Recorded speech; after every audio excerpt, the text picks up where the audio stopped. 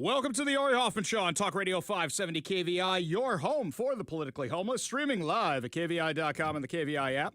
If you want to be part of the most dangerous show on the airwaves, call or text the Warrior Injury Law Studio line at 206-421-5757. That's 206-421-5757.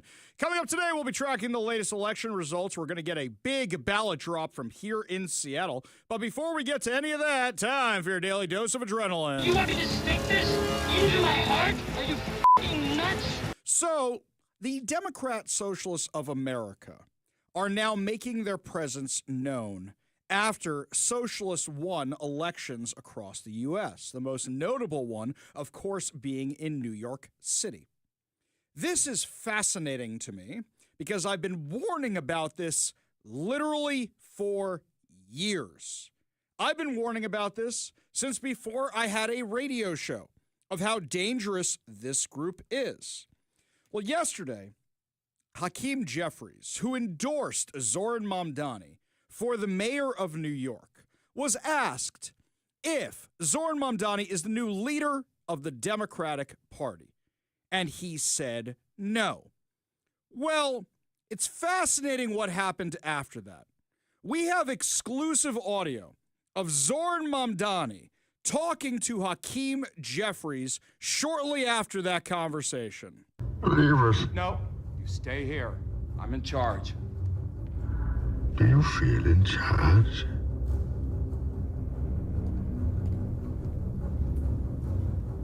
I've paid you a small fortune. This gives you power over me? What is this? Your money and infrastructure have been important. Till now. What are you? I'm Gotham's reckoning. This is exactly what we are seeing unfolding right now with the DSA and the Democratic Party. Of course, the crustiest, oldest socialist in the United States is Bernie Sanders. And he was asked last night during an interview, do you think that Zoran Mamdani is the leader of the Democratic Party?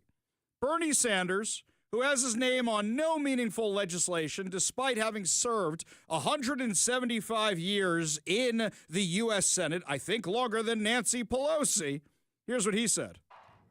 After seeing the results of last night's election, you have said that this is not just a New York City thing, which some people have dismissed his win as. Do you think Zoran Mamdani is a leader in the Democratic Party now?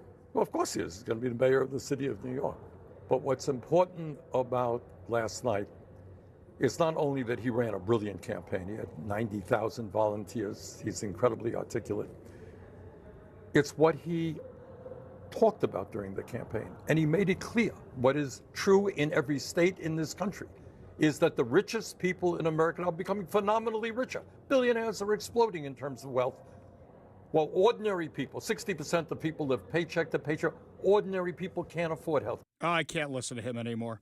Bernie Sanders becoming a bigger and bigger millionaire. Nancy Pelosi becoming a bigger and bigger millionaire. You know, it wasn't the working class that voted for Zoran Mamdani, according to all the exit polling. And according to every piece of information we have right now, it was all the college-educated elites who voted for Zoran Mamdani. Chuck Schumer is taking a victory lap on all this, talking about what a great night it was. He doesn't realize he's writing his political obituary. Because if you're turning the party over to the Democratic Socialists of America, they don't take directions from you, Chuck. They don't take directions from Hakeem Jeffries, and I think Hakeem Jeffries is slowly realizing this. They take their orders from the Democratic Socialists of America. How do I know this? We have copies of their endorsement forms. Here's how an endorsement works, typically, when you're running for office. What will happen is an organization will usually invite you to be endorsed by them. You don't normally go to them and say, I want your endorsement, because usually if they haven't invited you, they already have somebody that they've picked. So they will typically invite you. And they will say, we'd like you to fill out this form. How do you feel about the issues that are important to us? And the question is, do you line up with more of their issues than the other guy does or the other gal does? That's what they do. Now, sometimes they'll have forums and sometimes there'll be panels of people, but usually the first step is filling out this form, and then they will invite you for an interview, and then they will invite you for a panel, and then. That's how this usually works. The Democratic Socialists of America works a little differently. If you do not sign on to everything, every single line item, you're not going to get their endorsement. Now, that would normally be fine because organizations should stick to their values if they want you representing their values in government. But what the problem with this is, one of their requirements is to take orders from the Democratic Socialists of America. Do you remember everybody's least favorite Marxist, Shama Sawant, here in Seattle, Washington? She thought the Democratic Socialists of America were not warm and fuzzy enough for her, so she founded her own socialist alternative.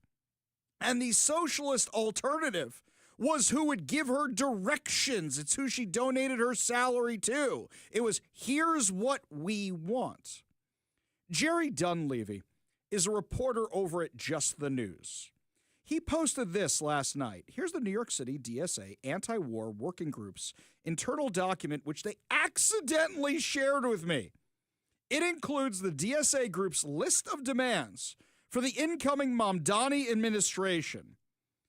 Shockingly, basically all the demands are anti-Israel. What does this have to do with being mayor of New York City? Well, maybe because it's home of the largest Jewish population in America. Maybe that's it. Or maybe it's something else. Here's their list. Ready?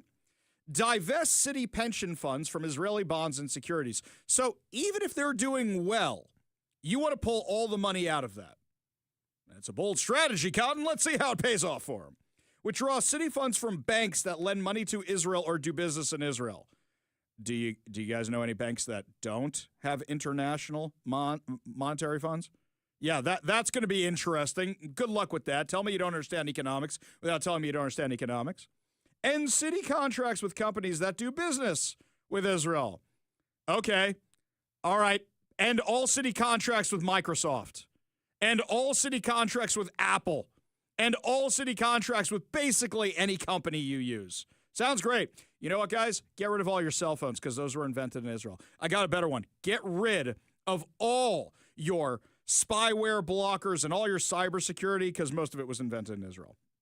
Operate city-run grocery stores free from Israeli products. Now, for them, they're dum-dums and say anything made by a Jew, it is Israeli product. So no more Sabra hummus, even though Pepsi bought it years ago. We're getting rid of all your Sabra hummus. Doesn't matter that it's owned by Pepsi. Otherwise, we wouldn't have Dorito-flavored hummus and whatever other atrocities they now have in the grocery store that they call hummus. Moving on. Oh, they call it Hamas, but that's a different thing. Investigate real estate agents hosting illegal sales of stolen lands in the West Bank. Hang on.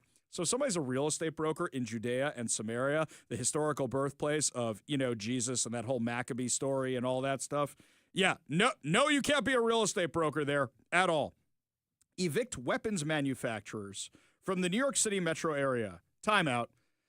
Mike, I lived in New York many, many years. Are there any weapons manufacturers? Aside from gangs that are assembling ghost guns. Oh, you want to get rid of the gangs? Okay. All right, hang on. I'm on board now. I'm right there with you. No problem. Remove nonprofit status from charities that raise funds for Israel. Oh, now I see where you're going. So every synagogue, basically that's it. Divest CUNY, that City University of New York endowment, and reinstate wrongly fired professors. Oh, you want to bring back all the Hamas supporters. Great. Dismantle Eric Adams' New York City Israel Economic Council. Well, unlike Gaza, which invests all their money in terror tunnels and missiles, New York is actually investing their money with Israel, who, builds computer chips and builds other technology that we use all the time. Maybe that's something we should be investing in. End NYPD training with the IOF. Oh, you guys messed up. You called it the IDF earlier in this thing. Here, the Israel Occupation Forces. Okay, the NYPD training, They're not busting down doors in Gaza, guys. That would make a really fun cop show, by the way. I think that would be, that would be a whole new level of cops. You want to bring back cops? Let's go bust down some doors in Gaza with the IDF. They're sitting there doing counterterrorism training because, that's really bad. Because New York City has never been the victim of a terror attack. We should definitely end all the counterterrorism training. Doesn't the NYPD have the largest amount of officers in the world of any police department? In fact, they're the same size as some militaries. End repression of demonstrators. Oh, so they're basically don't arrest the peaceful protesters, right? Oh, and here my favorite. Arrest Netanyahu and active IDF soldiers for war crimes. So let's be clear what this is. If my son, who's currently serving in the IDF, goes on a New York City vacation, they want Zoran Mamdani to arrest my son. Or how about this? How about all the Israelis that served in the Israeli army because it's mandatory to serve in the Israeli army?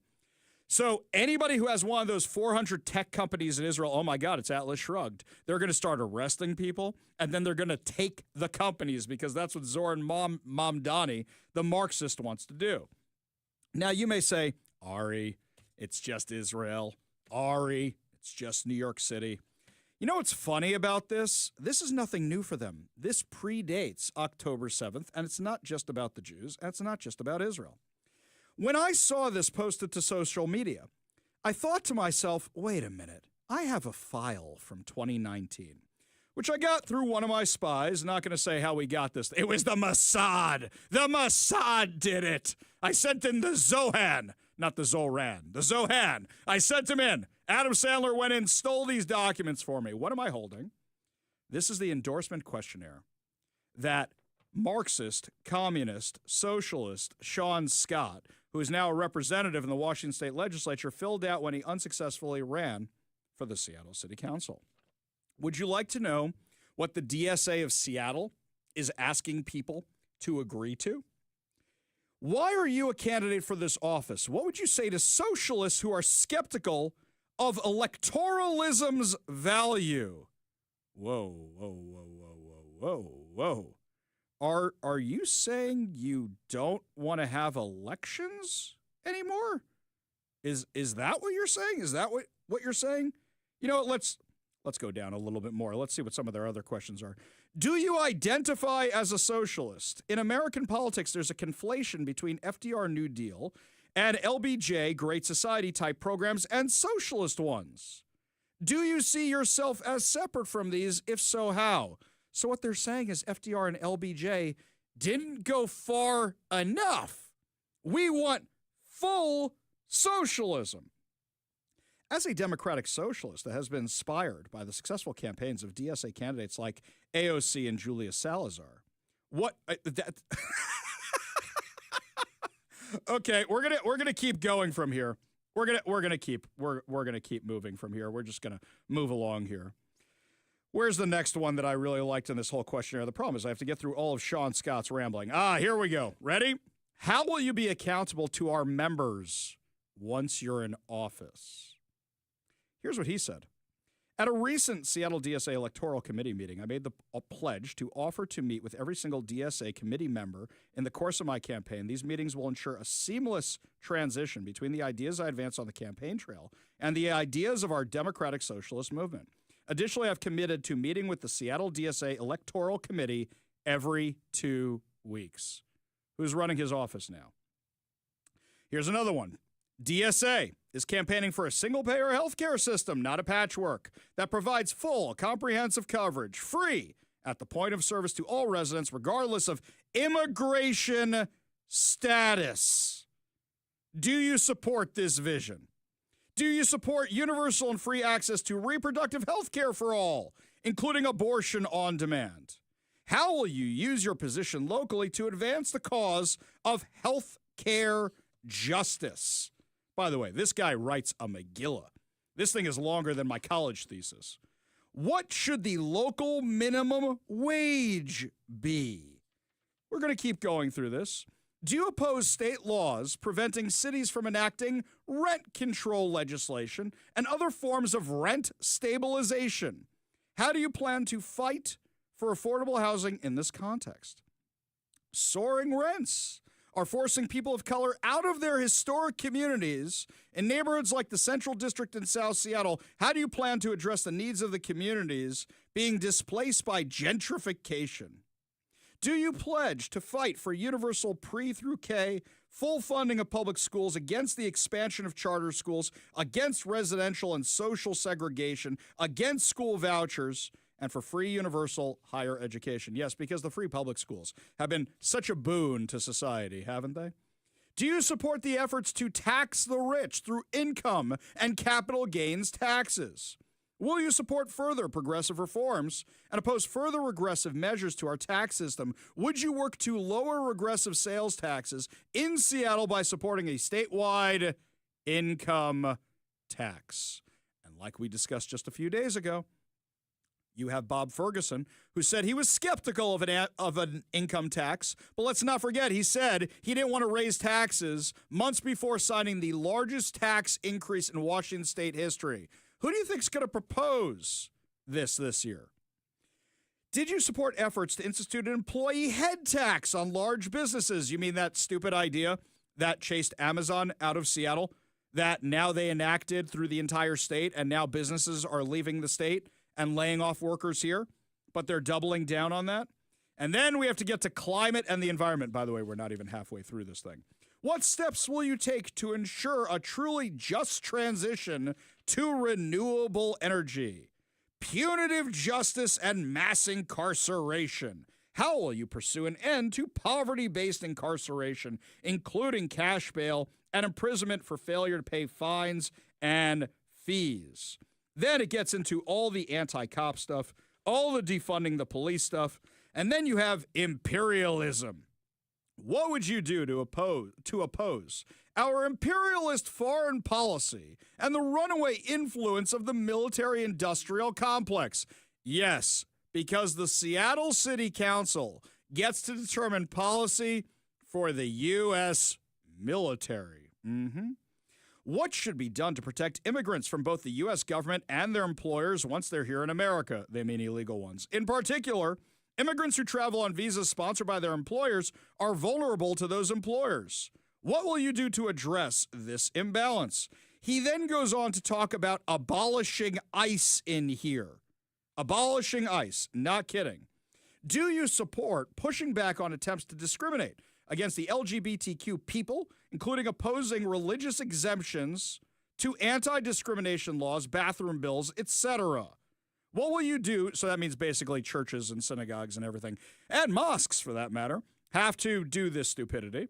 What will you do to support LGBTQ rights in your community so they don't care about the Constitution at all? Not at all. We're just going to chuck that out there. I mean, this thing is absolute crazy. Absolute crazy. What is your stance on drug decriminalization? We've tried this experiment before, and it's absolutely failed. You are going to see every far left policy imposed in New York. Every single one, or at least as many as he can get away with.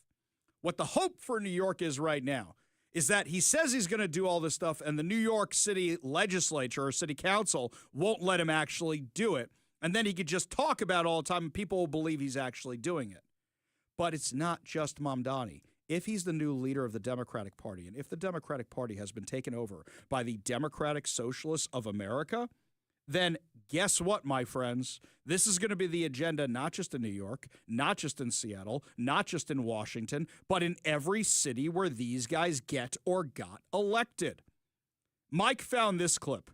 Tell me, is it Bane from The Dark Knight Rises, or is it Zoran Mamdani? We take Gotham from the corrupt, the rich, the oppressors of generations who have kept you down with myths of opportunity, and we give it back to you, the people. Yeah, okay. He says with the tanks, and everybody's hiding out in their houses. I remember when the autonomous zone happened in downtown, in Capitol Hill in Seattle, And it was like, we have taken the streets for the people, but not you. You're not allowed in here, and not you. You're not allowed in here. And we're going to have our Antifa goons patrol the place and keep people out, and we're going to target businesses, and we're going to harass people and beat people up. Zoran Mamdani, literally Bane. Not as cool, but literally Bane. And this is what is coming to a city near you. A lot of Seattle people say, we've seen this nightmare before. Well, my friends, coming up later in the show, we're going to have the latest ballot drops and see if Katie Wilson's going to take the lead from Bruce Harrell. But when we come back right now, my friends, lots more to discuss as the show continues, including more election results here in Seattle. And Nancy Pelosi is retiring. Does that mean that she got all the money she could out of the stock tips? You're listening to the Ari Hoffman Show.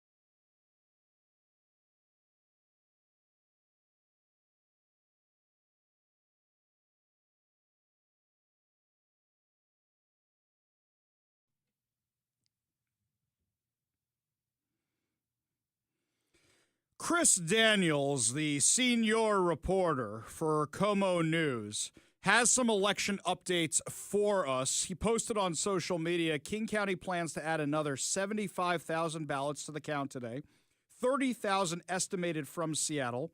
Huge Election Day ballot drop-off numbers. Seattle skyrocketed to nearly 55% voter turnout, 11 points higher than the entirety of the county. Does this mean the Sonics are coming back? Oh, wait, it doesn't say that last part. I'm so used to those reports. What does this mean for the Sonics coming back? Did the NBA know about the ballot drop results? Are we getting the Sonics back in Seattle? So here's a little problem here.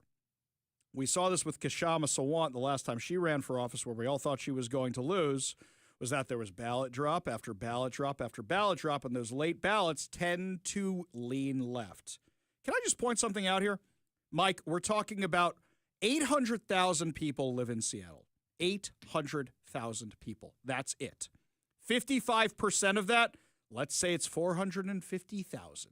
Let's just say it is, even though it's not. Let's just say it's that, okay? So, you're saying that it takes you a week to count all those? You want to tell me how France can count 27 million votes in one day? Or here, how about this? Israel has 9 million people in the entire country. Would you like to tell me how they can get their election results back in one day, and we can't do this in one day? It takes a whole week. This is why people have questions about it.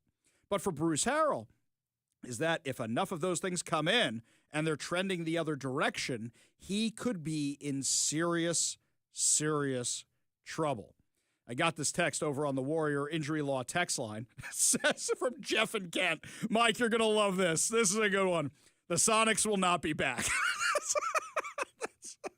That's very good. That's very good. We should start a parody Twitter account. It's like, are the Sonics back? And it'd be like, no. No. Just every day. It'd just be like the Jimmy Carter account, except for they had one job on that one day and then they failed. Exactly. I would just post that. Mike, that's a great one.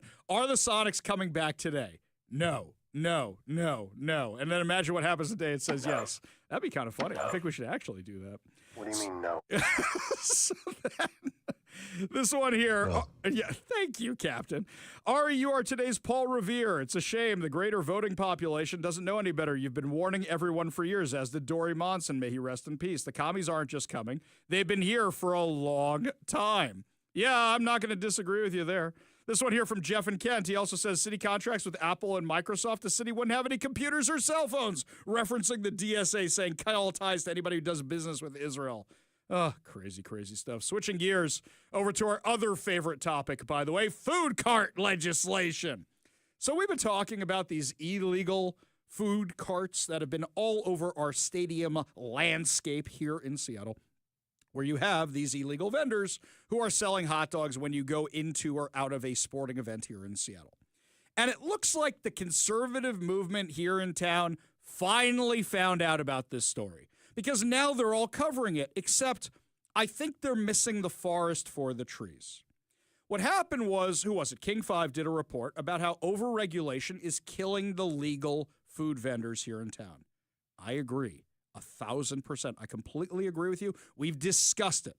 We've discussed it a lot. One guy paying $50,000 in licenses, that is insane. Absolutely insane, just to sell food. Plus, I know what those food handlers permits are. They're like nothing. But between your business taxes and all your supervision taxes, I know a guy who's operating a food business right now out of his apartment, and he's not even getting certification. People are just going, you know what, I trust the guy, and as long as I don't get botulism, I'm going to go over to his house and I'm going to buy whatever I want.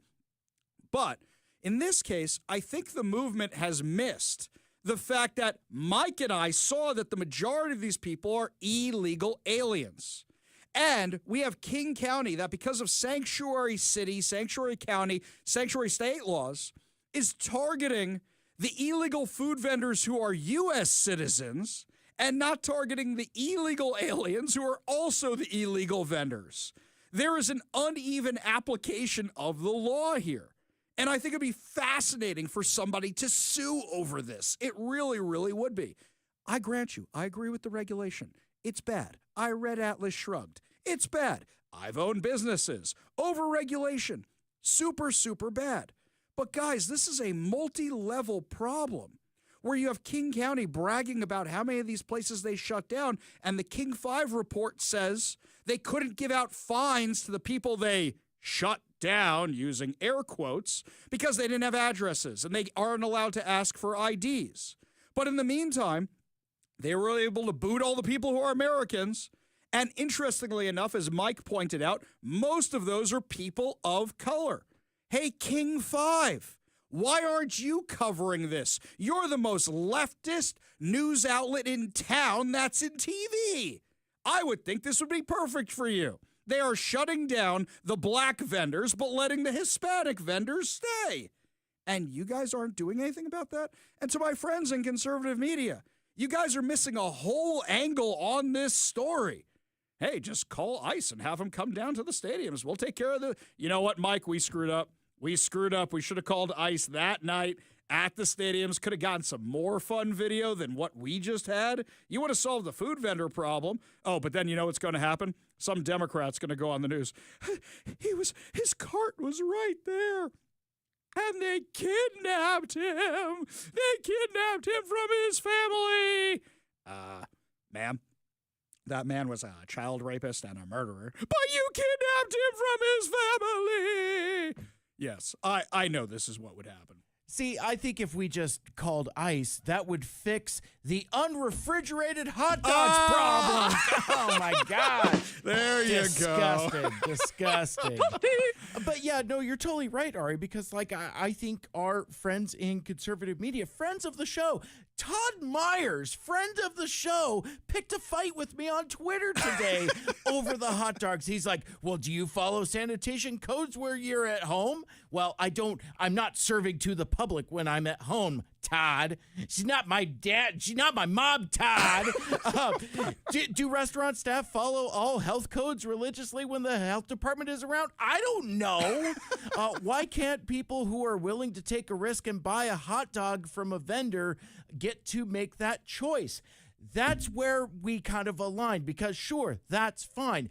Up to, like, say, a year ago, maybe like a year and a half ago, this wasn't even on my radar. I like the street dogs. I looked forward to street dogs like Al's Gourmet Sausage, one of my favorite pre and post event treats. No longer there because they're legal citizens and got pushed out by these regulations. But Honduran folks in their rickety Harbor Freight tools thing with the duct tape and the sterno and barely a chafing tray, make it unsafe, unregulated hot dogs. Gross. But then Todd gets to his point in question 4. Is the $50,000 a year in permits about health or taxes? And now yes. I get his pseudo-libertarian point of view, and I get it, and I agree. But this isn't about hot dogs. This isn't about taxes. This is about how there's one set of rules for one set of population and a different set of rules for a different set of population. Right. I see Todd's coming at this from the Atlas Shrugged perspective. Yeah, I get it. I totally get it. You want the Galt's Gulch. I'm with you on it. I agree with you. But what I think here that a lot of people are missing, uneven application of the law. You're cracking down on some while allowing others, on top of all the regulatory stuff that we already know is going on. And I know everybody focused on that from the King 5 piece, but you guys are really missing a huge aspect of the story that I think you will see firsthand the next time you go to a sporting event. I want our friends, who I know listen to the show, I want our friends to go look at who's serving out there in the parking lots. When we come back, by the way, you know who's not going to be serving anymore? Nancy Pelosi. That's right. She's gone, announced her retirement, and I thought to myself, wait a minute, well, hang on. Did she get enough money to retire on? I'm a little worried about her financial stability. We'll find out when we come back. You're listening to the Ari Hoffman Show on Talk Radio 570 KVI.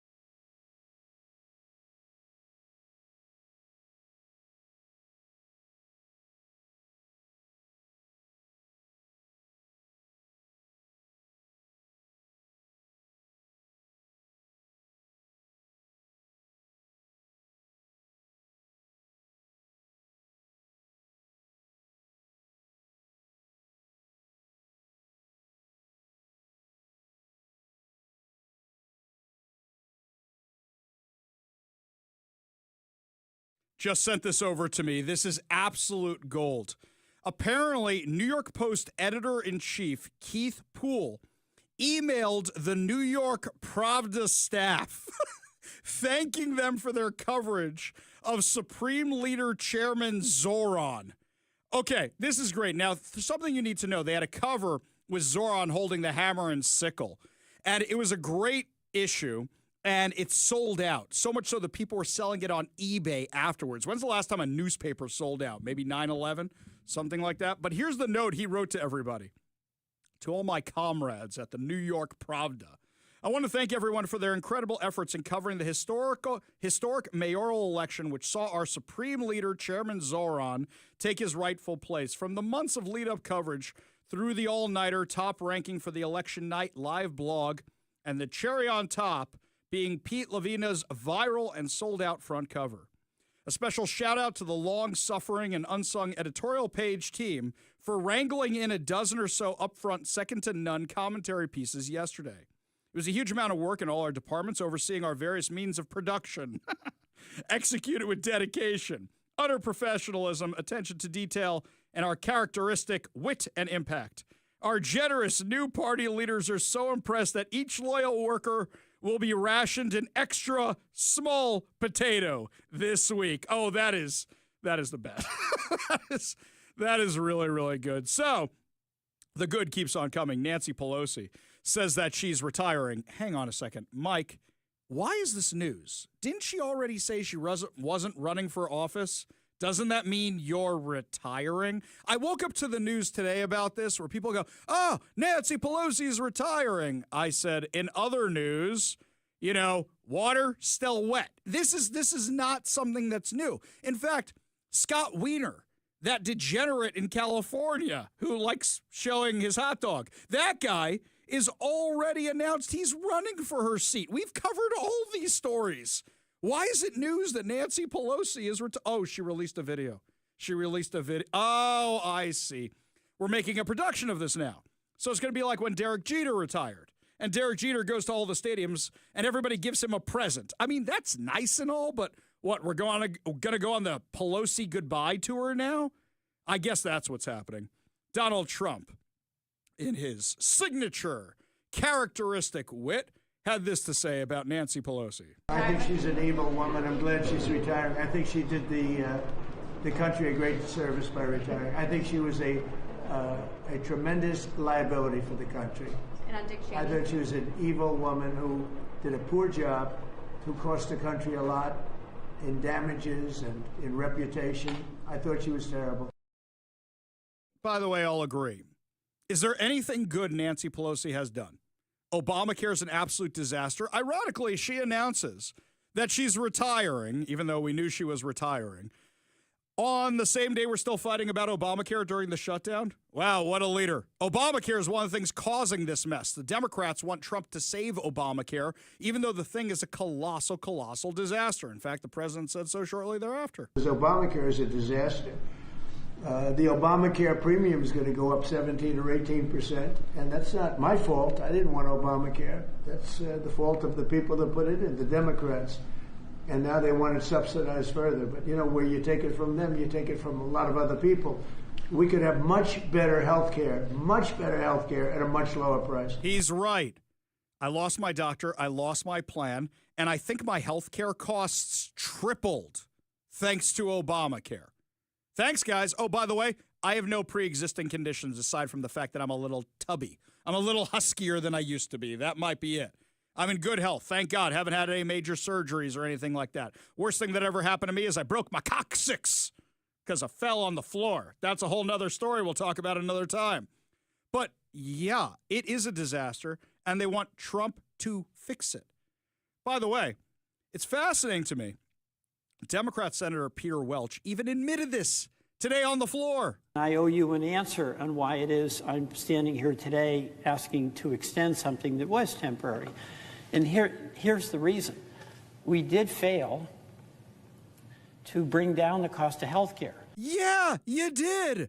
You made it more expensive. You came up with this Frankenstein monster that's now bankrupting the country. 10 other things are bankrupting the country, too. Speaker of the House Johnson, actually a good Speaker of the House, said this. You go to the third one. False claim number 3, Democrats are fighting for health care. You've heard this over and over and over. Let me say something very simply about this false claim. It is the Democrats who created Obamacare. It is the Democrats who did that without any Republican votes. It's the Democrats who, by extension, have cost the American taxpayers and people who have health insurance have made their costs skyrocket.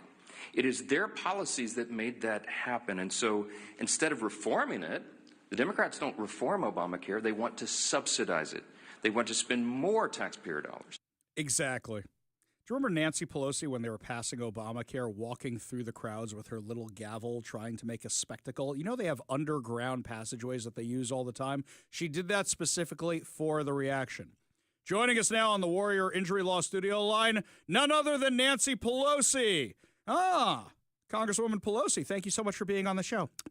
Well, Ari, very happy to be here. Oh, thank you. What would you say about your retirement? Well, Paul says we finally have enough to retire on, so I'm going to call it quits. Thank you, Speaker Pelosi. Really do appreciate you joining us today. Unbelievable.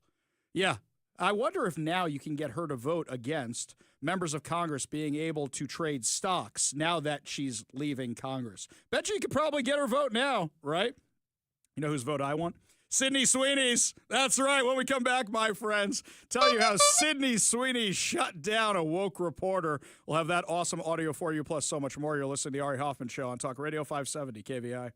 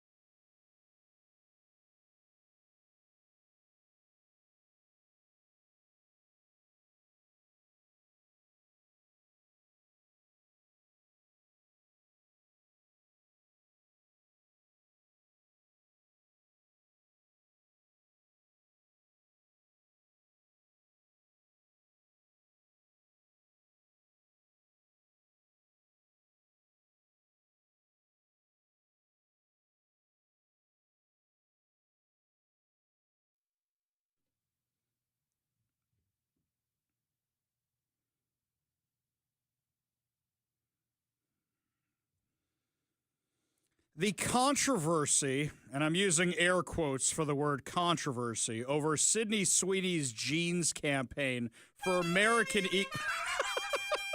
Thank you, Mike. Over the summer has reached a new level of crazy. The left keeps trying to make this a controversy. Do you guys not realize every time you do that, you make her more popular and you sell more jeans? Well, you're really ratcheting up your game over there today, aren't you? I blame my friends on the Northwest Auto Show that you can listen to every Saturday morning from 6 to 9 a.m. I have found another bank of sound effects of ones that you might recognize, but they're a little different. Okay. Wow. Just really laying on that one. Just putting that one there. So what happens? She's doing this interview with GQ. I want you to listen how the question is phrased from the reporter, and then listen to Sydney Sweeney's answer. Now, let me set this up for you. Sydney Sweeney is sitting there with this look on her face. Typical Gen Z kid, or I don't know, what is it, Gen now? I don't even know what generation it is. But she's sitting there, and she's got that look on the face with just, are you really asking me that? Do I really have to answer this? I could be doing literally anything else right now, like scrolling on my phone. That is the look she is giving this reporter during this. You've made a really good case for keeping your thoughts and your life separate from that work. But the risk is that, there's a chance that somebody will get some idea about what you think about certain issues and feel like, I don't want to see Christy because of that. Like, do you worry about that? No. The criticism of the content, which was basically that maybe specifically in this political climate, like, white people shouldn't joke about genetic superiority. Like, that was kind of like the criticism, broadly speaking. And since you are talking about this, I just wanted to give you an opportunity to talk about that specifically. I think that when I have an issue that I want to speak about, people will hear. So that's basically, if I want to talk about white superiority, I'll talk about it. If I want to talk about racism, I'll talk about it. What a dumb question. So if people call you a Nazi because you are promoting jeans, does that make you a Nazi? I gotta tell you, this is why media is dead. This is why nobody pays any attention to the mainstream media anymore, because they ask questions like this. Also, GQ, stick with the fashion. Here's a question for you. Hey, lady, you're kind of known for a different part of your anatomy rather than your genes. Why are we talking about that? See, something like that. I don't know what you ask in a fashion magazine. Thank you, Mike. But this is ridiculous nonsense. And this is why people are tired of the woke garbage. The ad says Sydney Sweeney has great genes. And you guys went into white supremacist town with that? Stop trying to make Nazism happen. Stop trying to make everybody a white supremacist. Fetch ain't gonna happen. This is the nonsense they got to talk about over at GQ. Beyond crazy. Absolutely beyond crazy. That this is still going on months later. Hey, Mike, you know what I forgot to look at? I forgot to look at the stock for American Eagle to see their gains and market share and all that, because I know how much you love that. I want to look up their quarterly profit statement. We'll do all that. You know what? Just for that, we'll do some Googling during the commercials here. Lots more to discuss as the show continues, my friends. When we come back, we'll see if the latest ballots have dropped to see if Katie Wilson is still trailing Bruce Harrell, so hopefully we don't have Mini Mamdani running Seattle. That plus so much more. You're listening to The Ari Hoffman Show on Talk Radio 570 KVI.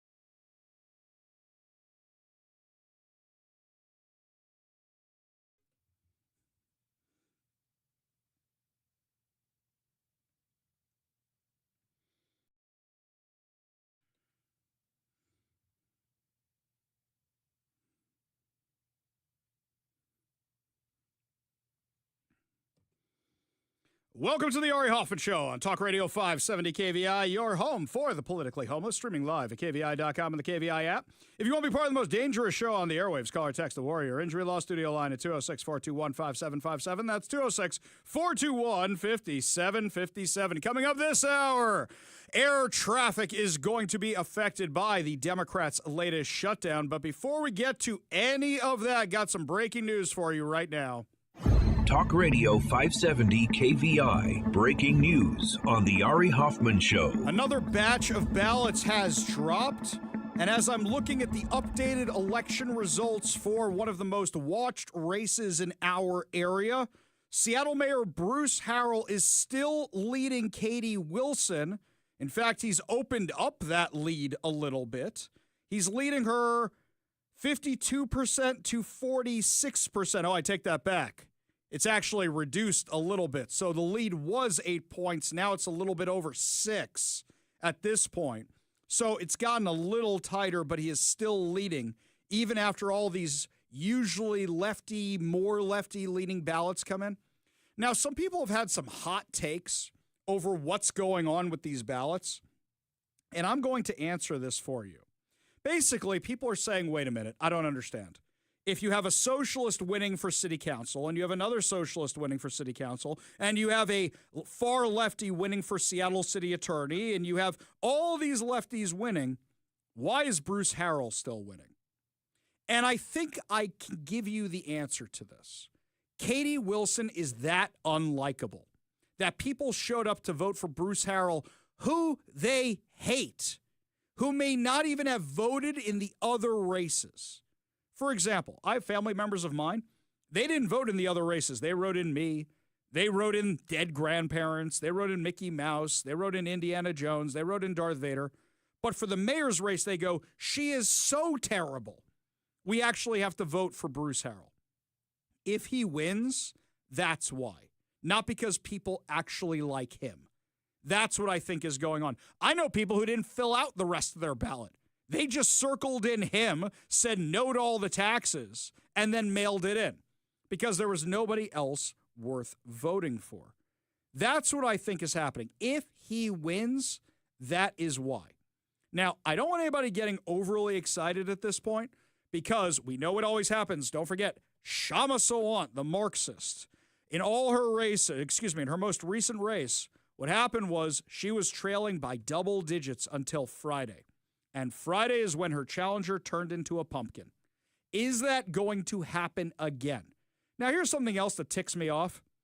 You would think to count 175,000 ballots shouldn't take 4 days.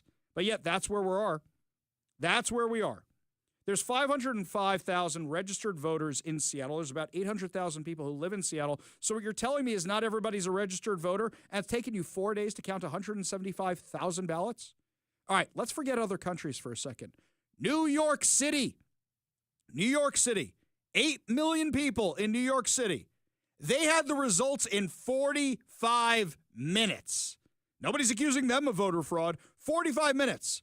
How come we can't get this done here? And by the way, when you guys keep having math errors on your sites and you still haven't fixed it, election cycle after election cycle where the math doesn't add up to 100%, this is how you give fodder to people who have challenges with the election system here.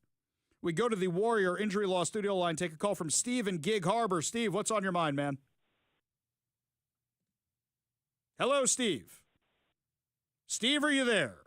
Going once. Yeah, I heard you talking about the Sweeney thing, and I'm glad I'm not a celebrity or something, because if someone would have asked me something like that, I would have just been so blunt and just been like, do you remember the Brooke Shields commercial where she said nothing comes between me and my Calvins? And I guess she wasn't a blonde chick, though, but well, think about play this. on words, I come from good genes. If you think anything other than that, you're an idiot, and I don't want you to follow me. Think about this. The Brooke Shields one was way more controversial. Wasn't Brooke Shields like 14 at the time? She was way underage. Sydney Sweeney, what is she, like 25 or something like that? Way more controversial at the time. And yet, this is what we have to get upset about around here? This is the big controversy of the day. Sydney Sweeney. I do like this text from John in Auburn. Here, we're going to ask you what you think, Steve. Ari, please allow Big Mike more freedom with the honka-honka. It makes my wife giggle. John in Auburn. You like that one, Steve? Yeah. Okay. All right. And sorry, Pam. About the ballots, real quick about the ballots. When I put mine in for our local ones in Pierce County, I got the text message that they received the ballot and everything, and so I kind of like that you get your immediate thing saying your ballot was received and whatever. Yeah, so I like that. But King County, they took off the QR code that used to be at the top of the ballots where you could easily check your ballot. Now you got to go find the website, and it's a little bit more work. And I got to say, they just make us more and more uninterested in voting. It's like they want to disenfranchise the voters. Steve, appreciate the call. Appreciate you being part of the show. You want to be part of the show, give us a call or a text at 206-421-5757. That's 206-421-5757. We go back to the Warrior Injury Law studio line. Take a call from Ben in SeaTac. Ben, what's up, man? I'm commenting about this cost of living that you're talking about yesterday and what Republicans and all that need to do. Well, first thing you need to do is show the difference between costs of everything between red states and blue states. There's nothing the Trump administration can do about Washington State, and Trump needs to bring that up. I see Ferguson constantly trying to blame rising prices on Trump and the tariffs, which isn't true. It's from his fossil fuel taxes and everything else. And we need to show what the costs are between red states and blue states. So the inflation rates, if we took the blue states and didn't count them, would be way better. I got friends that live in Oklahoma. They're not paying nothing like they are here. And it's because it's a red state. They're first off, it starts off, they're paying almost $2 a gallon less for regular gas. And even the minimum wage, you get a couple things at a fast food place for under $10. I mean, you just got to show the red states versus blue states. Show the whole thing, how much a pound, because we're up there in groceries, have been up there. Washington State has been one of the highest grocery places in the country for a long time. Show what a pound of burger costs in the red states, blue states. Haven't even broken down state by state. By the way, all the Democrat states are the worst places. We have to show that and Trump can't do anything about the problems here. He saved our dams in eastern Washington by pulling federal funds. Thank God for that, or we have California-style electricity prices before we know Well, I'll it. say this, Ben. You're 100% right in what you're saying. And actually, I'm going to drop a note to a friend of mine who's in the press office over there about your idea because I think it's a really good one. You may not be able to do anything about the blue states. Like, for example, you're talking about the Climate Commitment Act, how it's driving up gas prices. But what you can do is show the difference between gas prices everywhere else and here. I know anytime, Mike knows this, anytime I do a post about gas prices, anytime I share Todd Meyer stuff about gas prices, those posts instantly go viral every single time because people can't believe how outrageous it is here. In New York, I was in New York for my niece's bat mitzvah. Holy cow, their gas prices were half the price of ours in a different blue state. You are 100% right, Ben. And I can't believe nobody's thought of that beforehand, or maybe they have and they're saving it up. But that is exactly what the messaging of the week should be. Ben, appreciate the call. Appreciate you being part of the show. You want to be part of the show, give us a call or text at 206-421-5757. That's 206-421-5757. We go back to the Warrior Injury Law studio line, take a call from Ron in Tacoma. Ron, what's up? Oh, I'm just, I can't tell you how upset I am about this lawfare with this judge trying to order Trump to fund SNAP.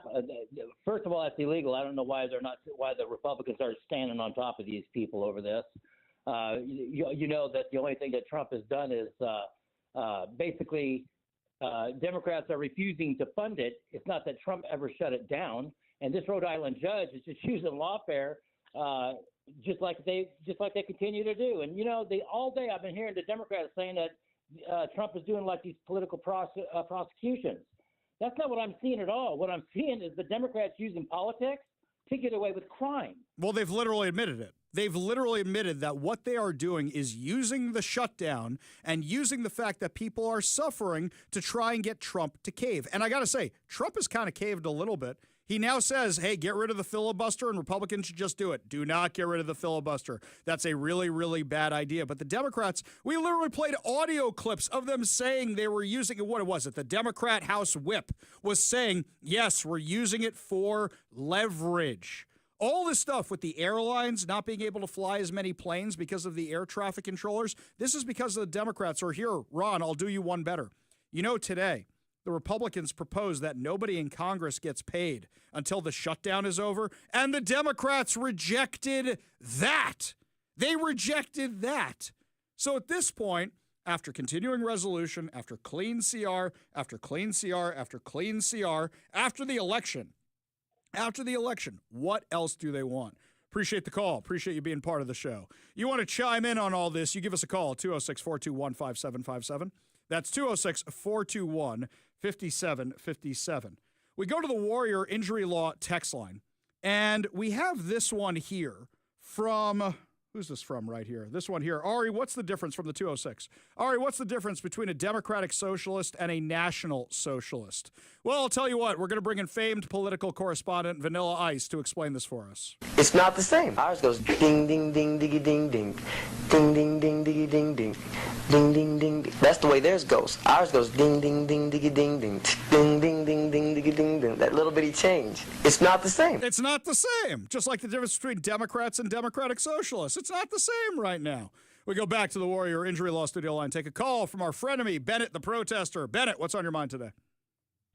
Hey, mix it up a little bit. So we never talked about this on the show, but remember back in about a month ago when they had the rally on the anniversary of October 7th and in Seattle, and they were calling it Long Live October 7th, and you saw the picture where I guess the first time I went down to actually counter-protest it, where I had a sign that says, Free Palestine, F Netanyahu, but stop cheering for October 7th, you absolute, what can we say? Keep it clean. No.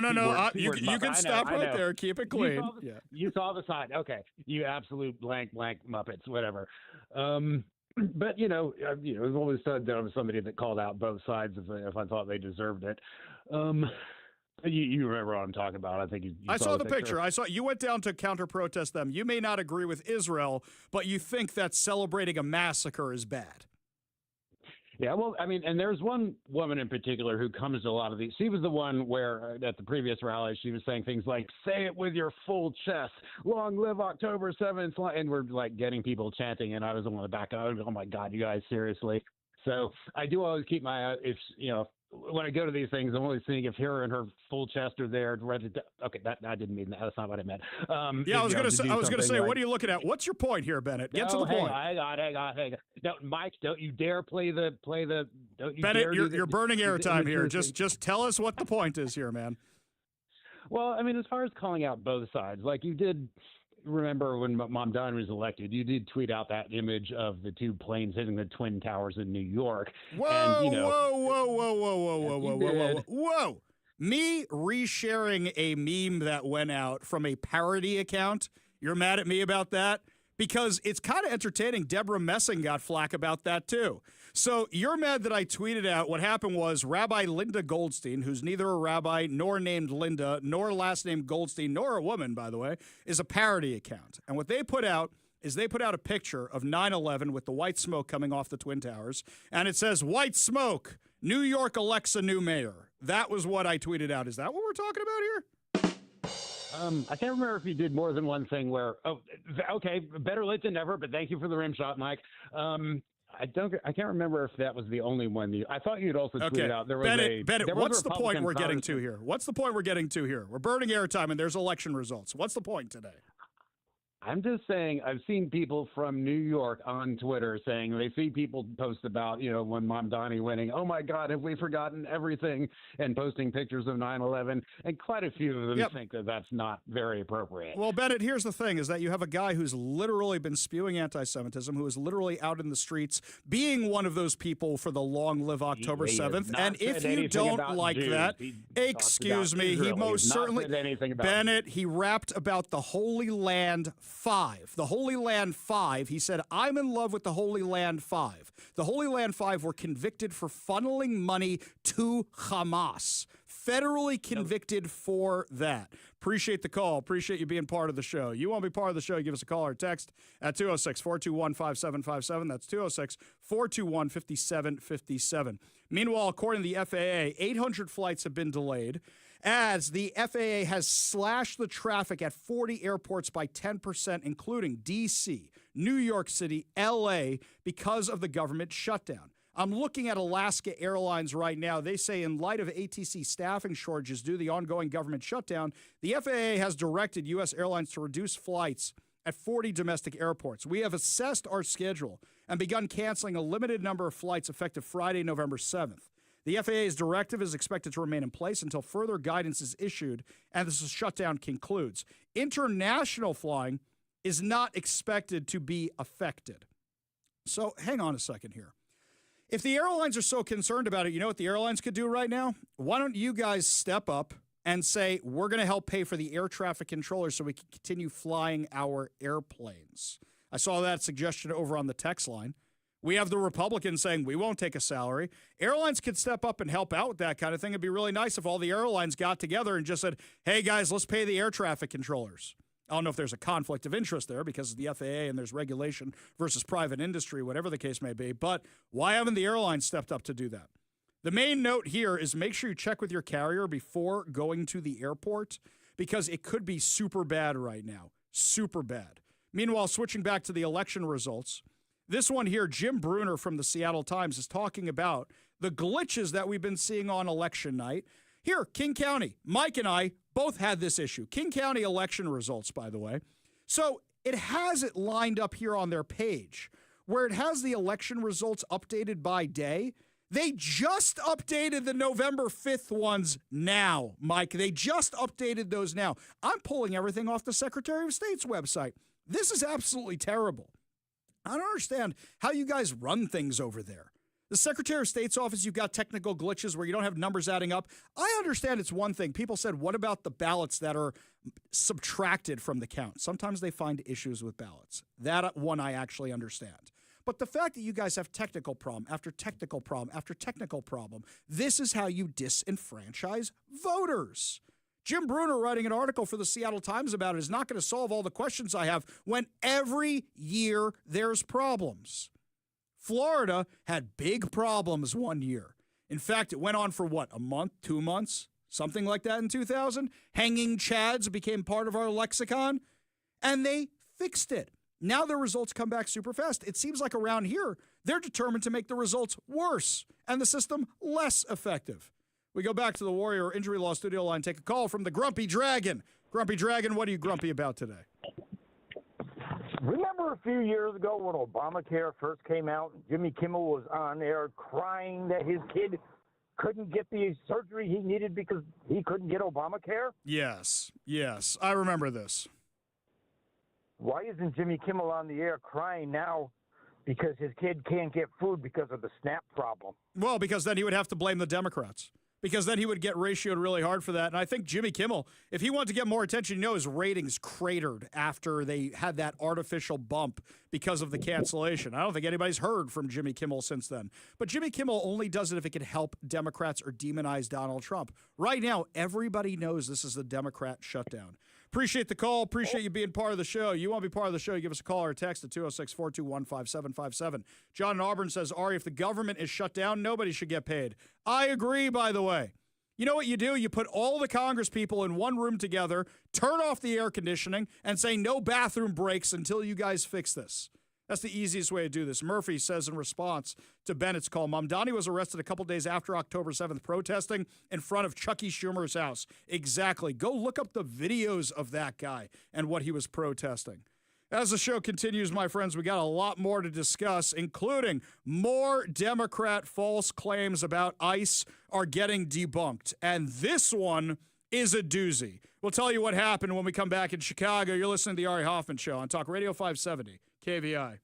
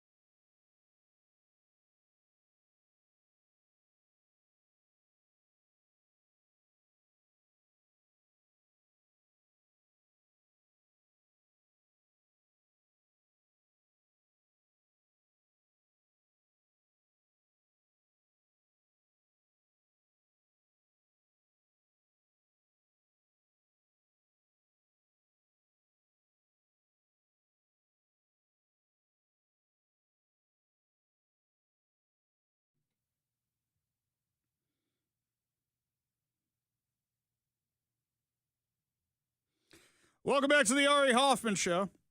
Just a reminder to download the KVI app to enter to win our contest to see The Running Man, the remake of The Running Man, in theaters at an advanced screening with us on November 10th at Pacific Place. Download the KVI app right now, and you get to see it 4 days before it comes out. We're going to be there November 10th at Pacific Place. The movie comes out November 14th. Make sure you download the KVI app right now and enter for your chance to win. Plus, then you never miss a minute of the show.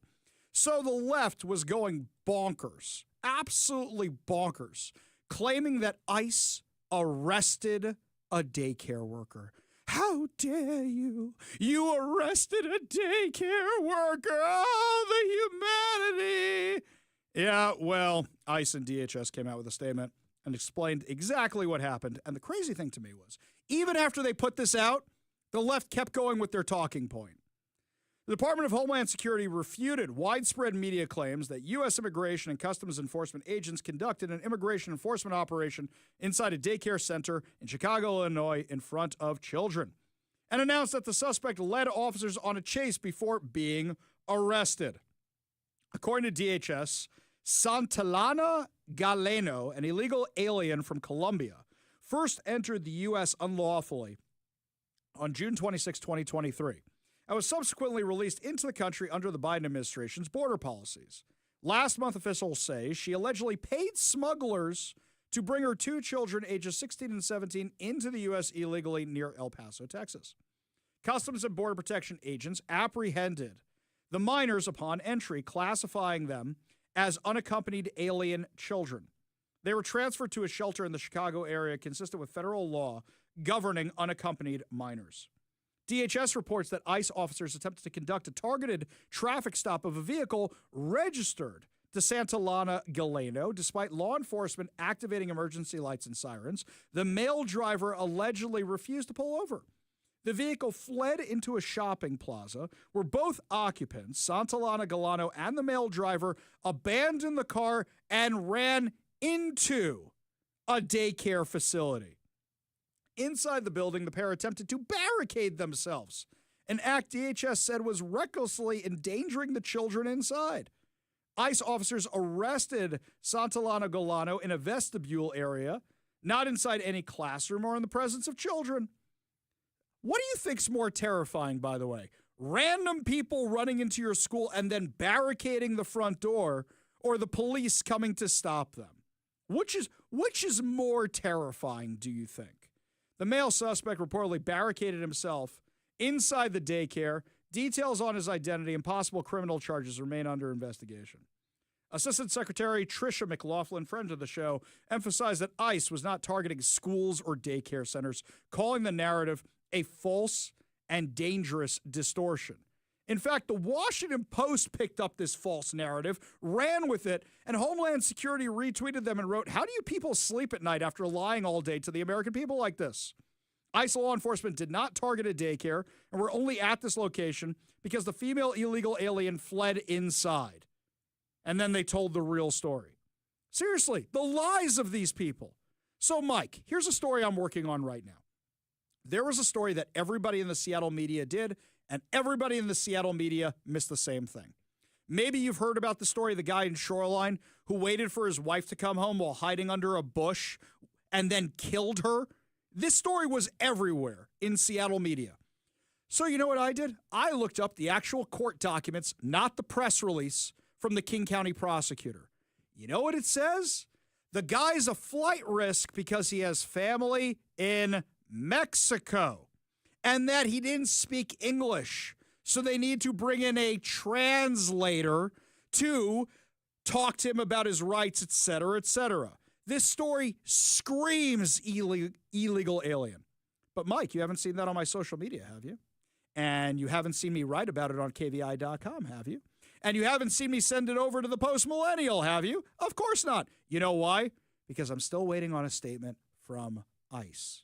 I still haven't gotten the statement from ICE to find out if the guy is actually an illegal alien or not. I gave them his birthday. I gave him his address. I gave him his name. I gave him all the information they need, and I know it takes a couple days.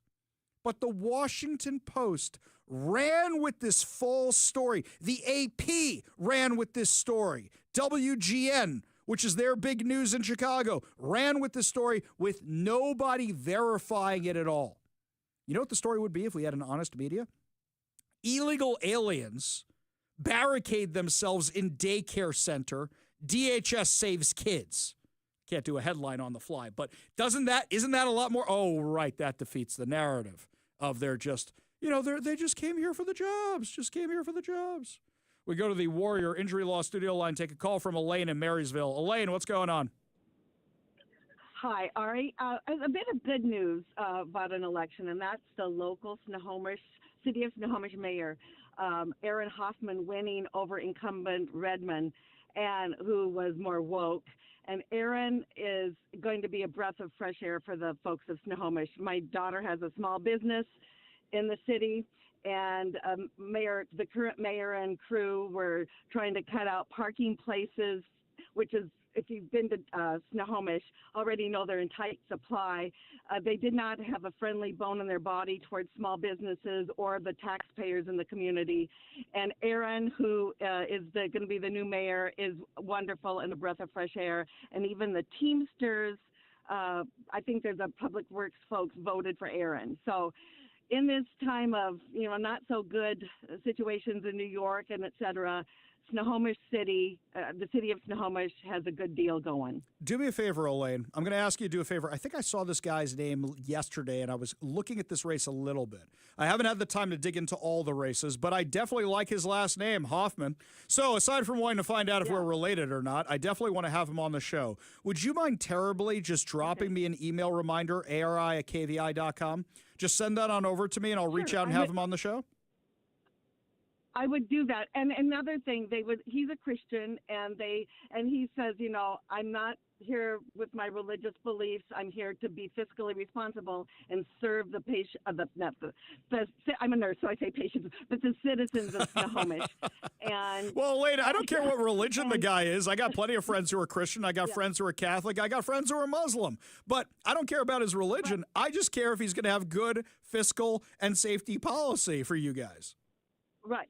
The current, and I don't live in Snohomish, but like I said, my daughter has a small business, but the current administration of Snohomish and their minions tried to really smear him on the basis of his religion. And that was abhorrent. But he went doorbelling with his family. His wife has a small business. And it's just a breath of fresh air. And I will email you that. He's a great guy. Excellent. Young father, fiscally responsible. And when you have the Teamsters endorse you, that says something. Well, notice that the people who voted for the socialists, as I said earlier in the show, Elaine, the people who voted for the socialists are not the working class. Not a lot of these unions that are real unions, they didn't back these guys. The ones who voted for them were the so-called elites, the people with the college degrees who think Zoran Mamdani is going to pay off their college debt. They're in for a rude awakening. Appreciate the call. Appreciate you being part of the show. Appreciate you sending me that email, Elaine. You want to be part of the show, you give us a call or a text at 206-421-5757. That's 206-421-5757. Well, Snohomish may have their sense about them, but Portland certainly doesn't. When we come back, we're going to tell you how they canceled their Veterans Parade. We're having a Veterans Parade. KVI is going to be at our Veterans Parade, but not down in Portland. We'll tell you what's going on when we come back. You're listening to The Ari Hoffman Show on Talk Radio 570 KVI.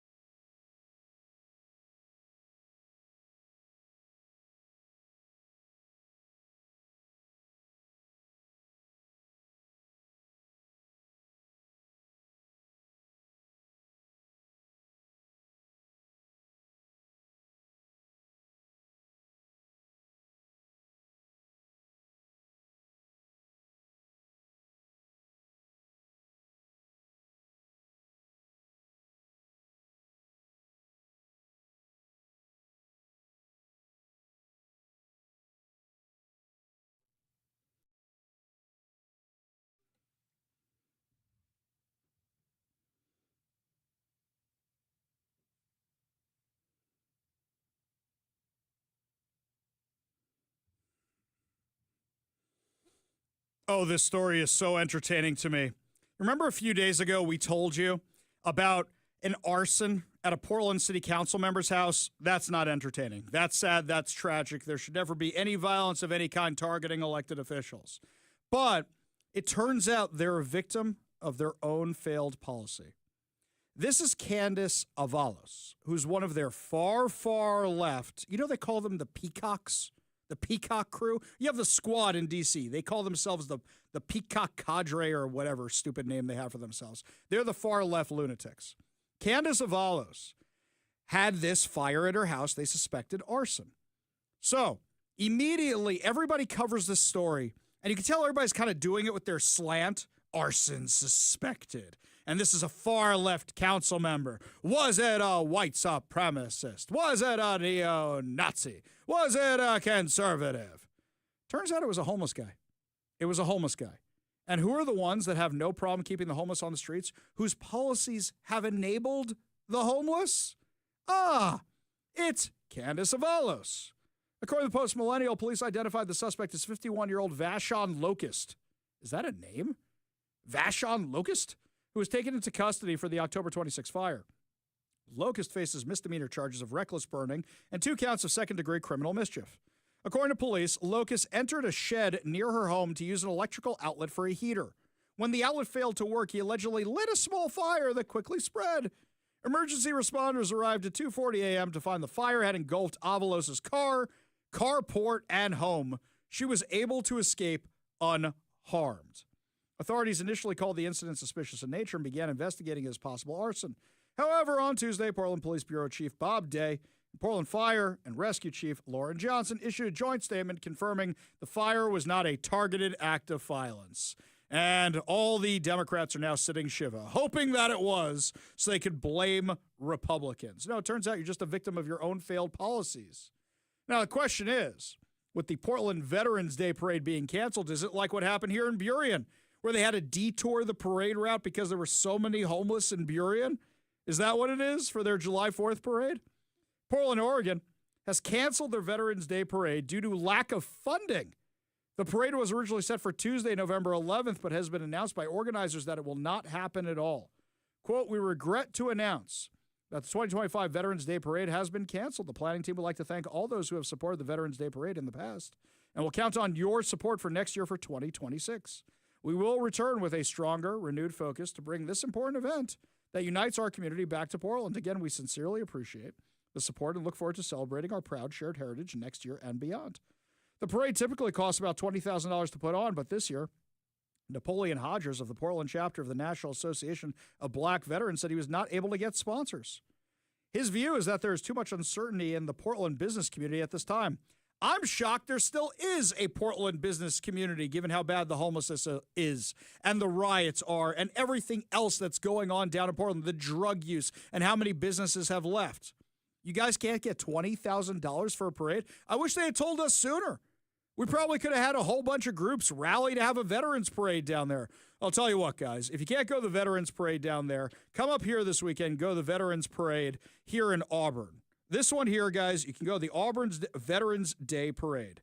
And at the parade, you get to see Big Mike, you get to see Phil, you get to see Zach. That's going to be this Saturday, November 8th.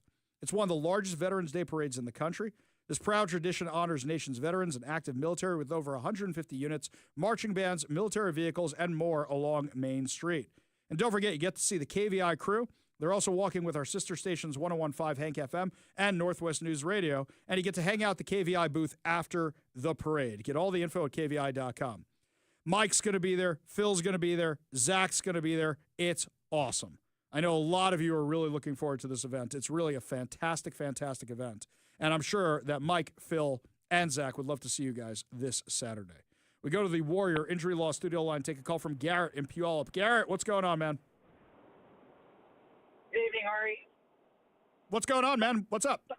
Talking about policy and all the programs that back in Florida. So I was part of a first congressional classroom with Adam Putnam. I know that name doesn't sound very familiar to anymore. He's the youngest U.S. U.S. congressman. Mm-hmm. But in college, I was the student government president, And during opening arguments, when all of our colleges got together in Tallahassee, Florida, for community colleges, they were talking about the DECA programs and who's funding this, right? But it was the entry, barriers to entry for the Hispanic community so that they could have funding to get into college. And of course, during my opening arguments, they asked me, what would be, what is your response to that? And I said, well, no one else wants to do the job, but, we rely on our agriculture, and who else is going to do it, right? Because, and at the time, it seemed a little racist, but at the same time, it's like you see how policies unfolded in all these government programs. Well, let's do it a little differently. That's the line the Democrats use these days. The Democrats always say, who's going to pick our crops? But here's something else, is that now American workers who don't have jobs, those are the ones who can go apply for some of these jobs. And something else. If people are getting kicked off of benefit programs because they're just sitting on their butts and not doing their jobs, go do one of these jobs. Something else is the unions are the ones who want American labor and don't want to be undercut by cheap labor. That is usually a Democrat policy. President Trump has managed to get the unions on his side because they don't want to keep being undercut by millions of illegal aliens coming across the border. Garrett, appreciate the call. Appreciate you being part of the show. Appreciate the perspective. You want to be part of the show, give us a call or a text at 206-421-5757. That's 206-421-5757. Think I got time for one more call before we go to break. We go to Dave in Puyallup on the Warrior Injury Law Studio line. Dave, what's up, man? Hey, Ari, how you doing tonight? Hey, I have a solution to what you were just talking about. You see, if you were arrested for speaking redundancy and the sentence was execution, we wouldn't have a Democratic Party. Oh, no. No. Funny. No. But funny. Funny, but no. Appreciate the call, though, Dave. You enjoy your evening. You want to be part of the show, give us a call or a text at 206-421-5757. That's 206-421-5757. When we come back, my friends, the Seattle Times' latest stupidity. There's an election going on. There's all these things going on with the shutdown. They're writing about how to pronounce Hawaii. I kid you not. We're going to talk about this when we come back. You're listening to the Ari Hoffman Show on Talk Radio 570 KVI.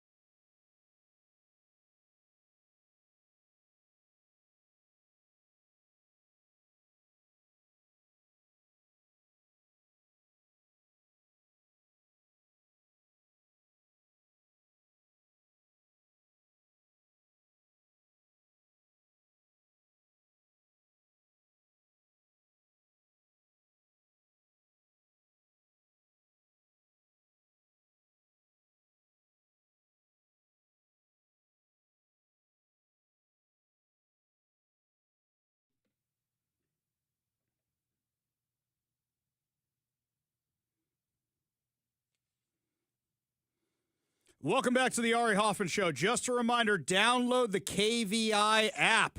That way, you can be entered to win two tickets to an advanced screening of The Running Man starring Glenn Powell. That's the closest you're going to get to Sydney Sweeney. Make sure that you download the KVI app. Thank you, Mike. Download the KVI app so you can enter to win those tickets to see the remake of The Running Man starring Glenn Powell. It's an advanced screening. You're going to see it 4 days before it opens in theaters and on Dolby Cinema 4DX Premium Large Format and IMAX on November 14th. We're going on November 10th at Pacific Place. You get to go with me. You get to go with Mike. You get to go with Zach. So make sure you download the KVI app, plus added bonus of winning contests on the KVI app, and you can listen to the show.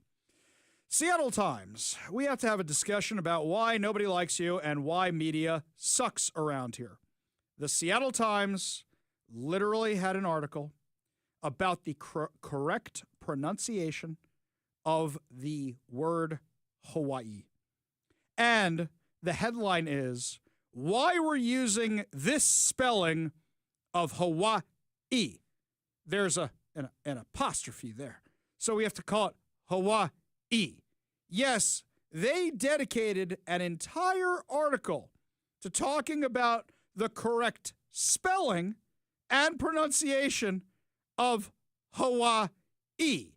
Now, what's funny is this article is filled with a whole bunch of words that there are so many apostrophes and dashes. I don't know what they say. I failed French. I got a gentleman's D- in French for 3 years. I can do biblical Hebrew. I cannot do regular conversational Hebrew. I suck at it. Lucky for me, more and more conversational Hebrew is just becoming English with an Israeli accent. So that's working out well for me. But here, I'm going to try reading this paragraph to you. You ready? The island state is also the homeland of the Kanaka Maoli people and the birthplace of the Olilelo Hawaii. I can barely pronounce Sahamish, and you want me to try pronouncing all this stuff? Give me a break. It has two important diacritical marks, the Okina and the... What are we talking about here? Guys, we have a mayoral race going on right now. We have a government shutdown going on right now. We have airplanes not flying out of SeaTac right now. And you want to talk to me about the correct pronunciation of Hawaii? Are you kidding me? That's what we're doing. What's their reasoning behind this? Over 680,000 people identified as Native Hawaiian alone or in combination with other ethnicities in the 2020 U.S. Census. Yet only 47% of Native Hawaiians reside on Hawaii with the correct spelling that year. The majority don't live on the islands, and Washington has welcomed them. So much so that the organization Hawaiian Diaspora, you spelled it wrong, is based here. Washington has the third largest population of Native Hawaiians, spelled wrong, at almost 5% behind Hawaii, spelled right, at 47%, and California at 14%. Hey, guys, I know you're trying to virtue signal and all, but this isn't going to get you more subscribers to your failing newspaper. It's not.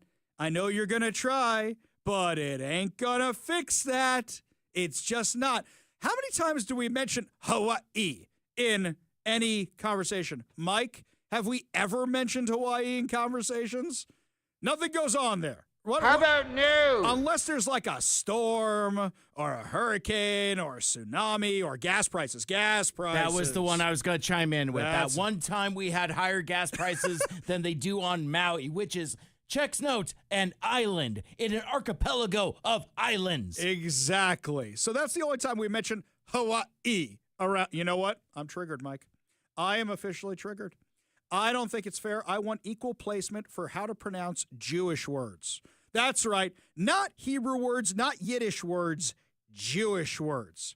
It would be great if instead of everybody calling it holla, like holla back girl, or holla at you, it's challah. Instead of Hanukkah, it's Chanukah. I think really we should, all those people walking up to me at the RNC going, Am Yisrael Chai. Am Yisrael Chai. I think we should educate people. It's not tea. It's chai. I think you really have to get the phlegm in the back of your throat so we can do that. when you hold up your book, it's not a humish, it's a chumash. That's what we call the 5 books of Moses. I think we should have a whole article. No, of course we shouldn't do that. This is stupid. Did you guys not have enough news today with all the problems in the world? This is what we're spending time on? Cancel your subscriptions. They're not talking about a potential income tax.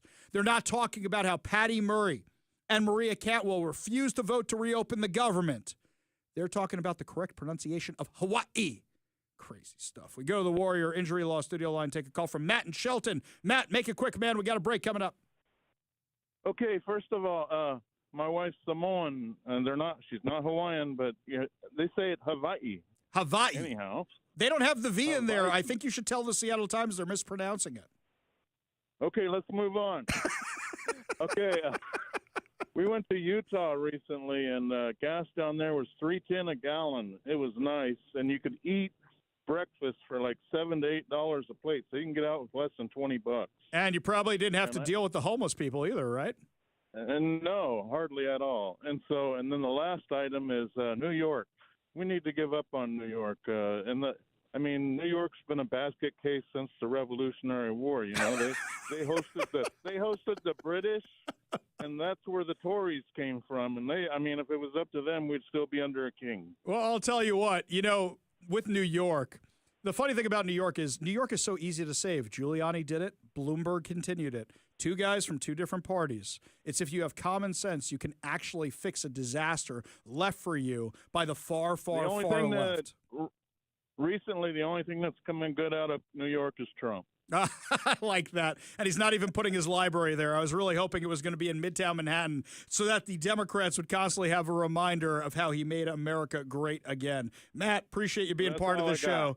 You want to be part of the show, give us a call or a text at 206-421-5757. That's 206-421-5757. When we come back, my friends, more election results and more insanity from the Democratic Socialists of America coming out of New York and impacting us here. You're listening to the Ari Hoffman Show on Talk Radio 570 KVI.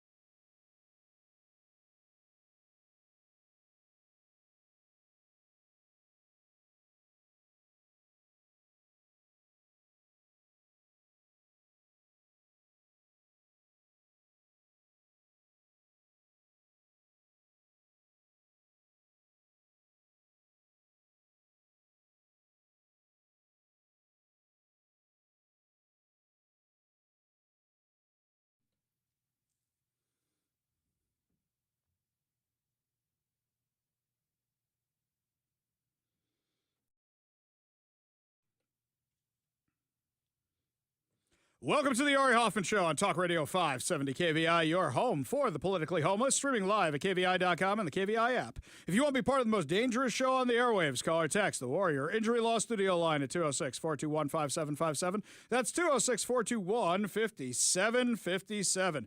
Coming up this hour, Erica Kirk gets very personal about what's going on at home with death threats and such since her husband's assassination. But before we get to any of that, got some breaking news for you on election results right now. Talk Radio 570 KVI, breaking news on the Ari Hoffman Show. I'm looking right now at the latest election results out of our area, Seattle and King County. Gurmay Zahalai's lead has grown to roughly 18,000 votes. And that means that he's probably going to beat Claudia Balducci. This was another one of these races where no matter who wins, King County loses, but he's the more extreme version. Does this have anything to do with the socialist sweep? No. It really has to do with the fact that he had a better ground game and he has more people excited about him. Not that many people get excited about Claudia Balducci. So right now, I'm not seeing this as a bellwether of anything. I just look at it as, well, there's not going to be any difference between these two. Look, I don't like any of his policies. This guy's full in on defunding the police. This guy's full in on taxing anything that moves, but Claudia Balducci may not be as vocal, but guess what? She supported a lot of these bad policies. So in that regard, I don't see much of a difference here. Sarah Nelson is still getting blown out by Diane Foster over on the Seattle City Council. Seattle City Attorney Ann Davidson is getting completely destroyed. Erica Evans is up another 47,000 votes. That's 63% to 35%. A lot of you keep asking me, Ari, why aren't we seeing the people who came out to vote for Harrell vote for Ann Davidson or vote for Sarah Nelson? Because none of these races are the same. Let's start with this. Ann Davidson, whoever ran her campaign, should be fired immediately. It was a terrible campaign. Barely knew she was running. It's like she's running her own social media and barely posting, and she's posting conflicting things. But number two is she managed to alienate both sides. The left hates her because she's not progressive. And the right got mad at her because she started suing the Trump administration over everything, and she became the public face. She was always standing behind Bruce Harrell. She was always standing behind what's-his-face, Nick Brown, the AG. She's always standing behind these people trying to win the left, trying too hard. She won last time, barely, because she managed to beat the psycho Nicole Thomas Kennedy. And that's only because she was running against somebody who was a devout member of Antifa, who said that the Antifa plan she had for office, this was her big policy plan, was setting up an Antifa staging area between Seattle and Portland. That was her big plan. And Ann only managed to barely defeat her. In this case here, the left learned from last time. Erica Evans came off as normal, put together, even though she has no experience. And a lot of you texted me yesterday. Apparently, a bunch of you know Erica Evans, and some of you even went to law school with Erica Evans, and none of you had anything nice to say. That was interesting. Also, none of you had anything nice to say about Diane Foster either. It's amazing to me. This is what happens in a small town like Seattle. Everybody knows each other. I know we think we're a big city, but we're really not. So you want to know why they're getting blown out and Bruce Harrell isn't? Because a lot of people don't have any name recognition for you guys at all. Because right now, has Seattle gotten better? No, we're still living under the failed policies. Has crime gone down? I would argue it hasn't. I would argue that prosecution has gone up, but crime has gone up too. And I know the numbers say that crime has gone down. No, people just stopped reporting it. Are we now prosecuting people? Sure, but not as much as we should be. And that's a staffing issue in Ann's office. Look, I've had issues. There's cases I want them to take on that they haven't taken on, which I'm kind of upset about personally. So I got to say, at this point, I voted for Ann because she's better than the alternative, and I happen to like Ann personally. But terrible campaign from somebody who's run other campaigns before and is usually better at this. So those are the two big developments. However, the one we still need to watch is the Seattle mayoral race. I was crunching the numbers, and I'm a little concerned right now. Not that Bruce Harrell has any great shakes, but socialist Katie Wilson is closing the gap. She's up about 1,000 votes on Bruce Harrell from where she was before.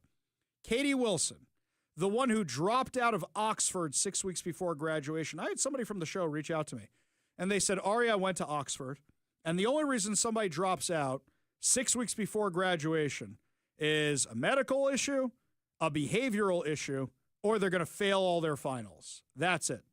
We've never heard about any medical issue, and the left loves talking about that kind of stuff, so they could talk about healthcare. Haven't heard anything about that. If it was some kind of, I don't know, pregnancy or something, we would have probably heard about that because you probably would have talked about that because the left loves that kind of stuff.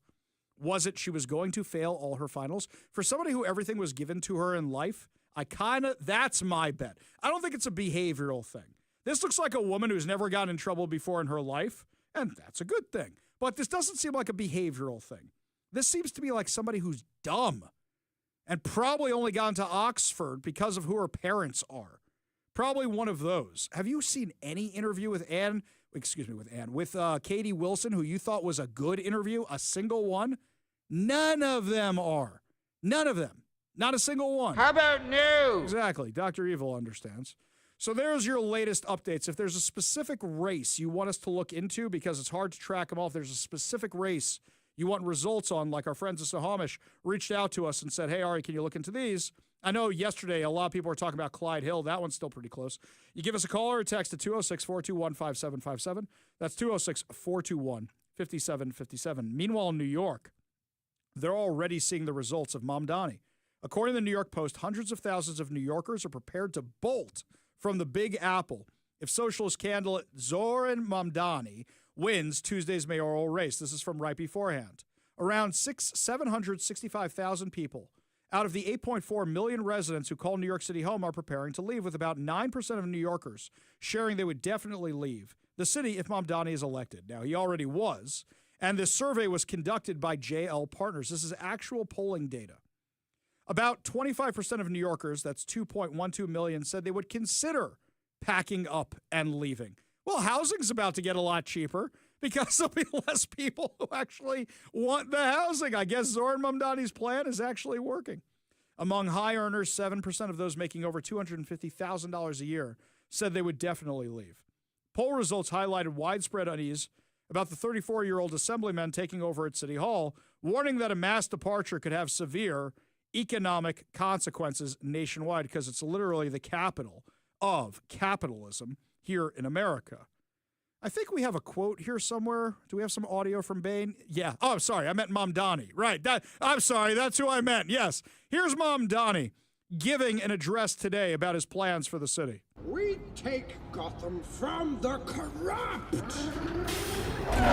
the rich, the oppressors of generations who have kept you down with myths of opportunity, and we give it back to you, the people. Gotham is yours. None shall interfere. Do as you please. But start by storming Blackgate and freeing the oppressed. Step forward those who would serve. For an army will be raised. The powerful will be ripped from their decadent nests and cast out into the cold world that we know and endure. Courts will be convened. Spoils will be enjoyed. Blood will be shed. The police will survive as they learn to serve true justice. This great city, it will endure. Okay. You're not wrong, Mike. You're not wrong. Seems a little intense. When did Zoran Mamdani get tanks and what's a Blackgate? and Batmobiles. Yeah, right. When did he get all that? I will say, though, Mike, you're not wrong. I know you picked this clip as a joke.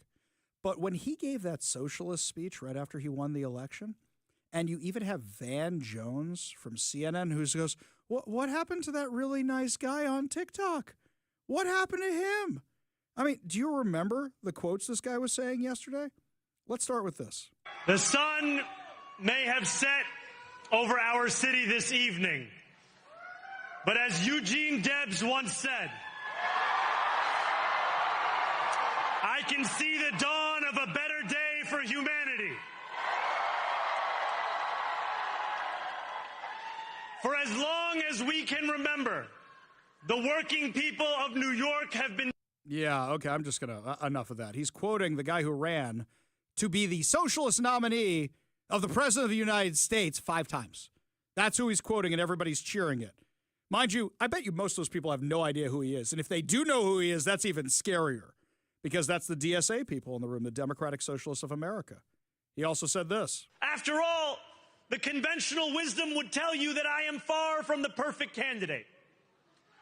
I am young, despite my best efforts to grow older. I am Muslim. I am a democratic socialist. And most damning of all, I refuse to apologize for any of this. So that means he refuses to apologize for all the anti-Semitism, refuses to apologize for all the pro-terrorism, refuses to apologize for all the defund the police, redistributing wealth, everything that's going to be terrible for New York. New York has one saving grace.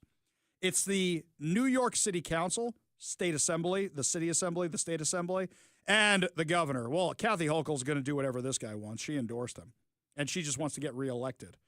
And as we heard from council member Ina Vernikoff, who was on our show just the other day from New York, she said that Elise Stefanik's going to declare any day now, and she's going to be running against Kathy Hochul.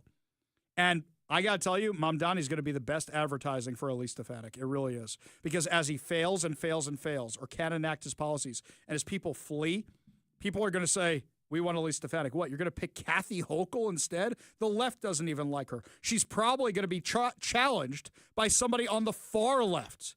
I wouldn't be surprised if she doesn't survive the primary. And you get some far-left wackadoodle Democratic Socialist of America who comes out trying to be the governor of New York. And once that happens, if there's actually a socialist governor and a socialist mayor, just cut New York out of the union, just let them drift off into the Atlantic Ocean. Just let it go, because then it's going to be a lost cause. Absolutely. When I was a kid growing up in New York, I remember going into the city with my father on the train. And you would come into Grand Central, and when you would get off the train at Grand Central, the place just smelled of urine. It just reeked. Steam, heat, and urine. That's what it smelled like. You'd walk through the tunnels. Grand Central Station isn't like Union Station in downtown Seattle, or rather right there at the edge of SoDo. It's in Pioneer Square area. It's not like that. It has tunnels everywhere that pop you up in streets in all different directions. Those tunnels were filled with homeless people when I was a kid. Filled with it. I remember how excited my father was. He took us when Rudy Giuliani started renovating Grand Central Station, and when they started cleaning up New York City, he took us. And we would go to Grand Central Station. We would just hop the train. We loved the trains as kids. We would just hop the train into New York City and watch as they restored the marbling. And they brought in all these exhibits, and they brought in a train museum, and they brought in old cars from old-timey trains. It was really great. They cleaned the place up. They brought back the restaurants that had all been boarded up and closed. They renovated sections to add new restaurants. One of my favorite delis, Mendy's, yes, the one from Seinfeld, opened up a branch inside Grand Central Station. It was great. You wanted to be in a train station. They have this beautiful ceiling with the constellations above you. It's gorgeous. If you haven't been there, it's absolutely gorgeous. We always see that ceiling get destroyed in every movie, be it The Avengers and you got that big thing come crashing in, or whatever movie it is, that thing's always getting destroyed. But the beautiful ceiling there, they were doing laser light shows as you were going to your trains. You know what they started putting on the tracks? This was great. And maybe this started my affinity for scotch, Mike. This is what happens. So what happens? You turn 21 in New York and your friends take you out. Yeah, tequila! Woo! Shot, shot, shot, shot, shot. Right, that's what happens. But then you actually find out what you like to drink. That's a whole different thing. So I remember before I turned 21, they had these bartenders right before you go to your train. They used to have dining cars, but you just get snacks, not real food.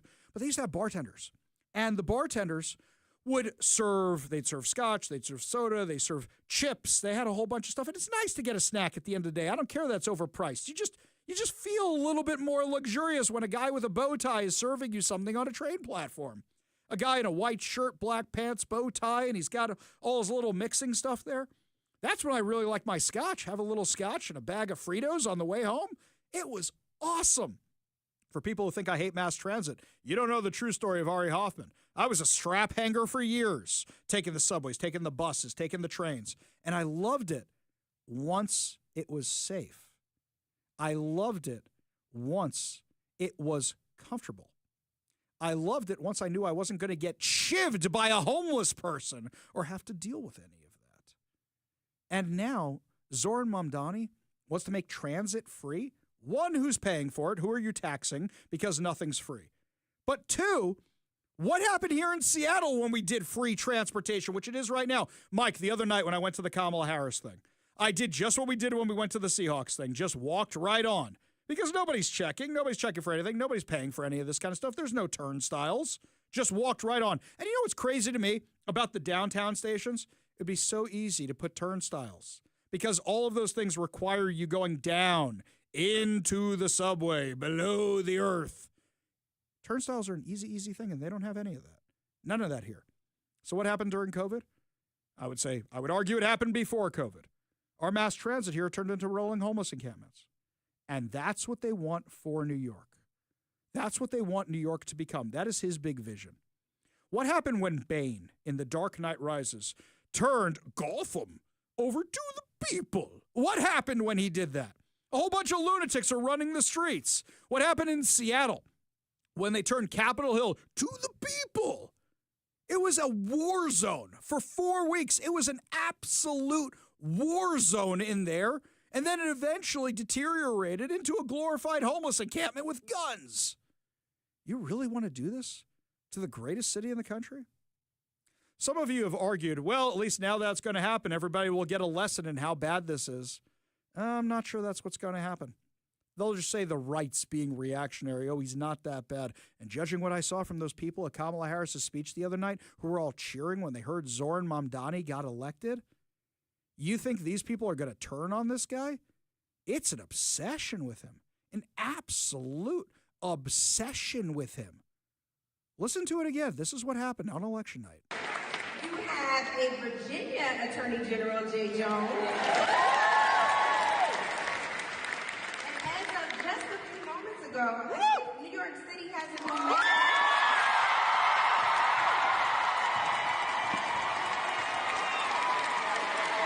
She couldn't even get the words out of her mouth. Couldn't even get his name out of her mouth. So this is how liberty dies. With thunderous applause. What are these people cheering?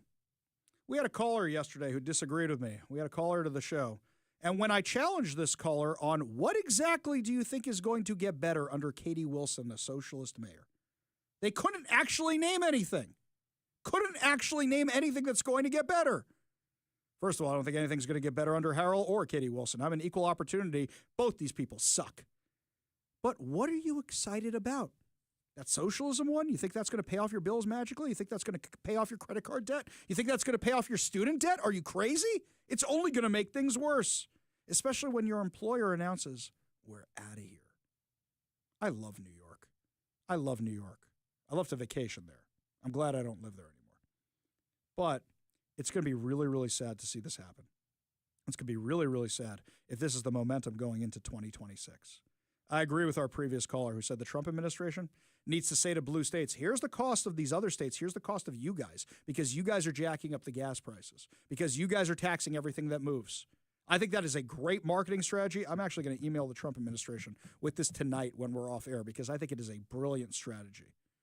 When we come back, my friends, lots more to discuss as the show continues, including the interview with Erica Kirk that'll just break your heart. But it's important to listen to it. Also, why is the Treasury Department now putting more sanctions on Middle East countries? We'll give you all details when we come back. But first, Todd Herman's Daily Thoughtcast right now on The Ari Hoffman Show.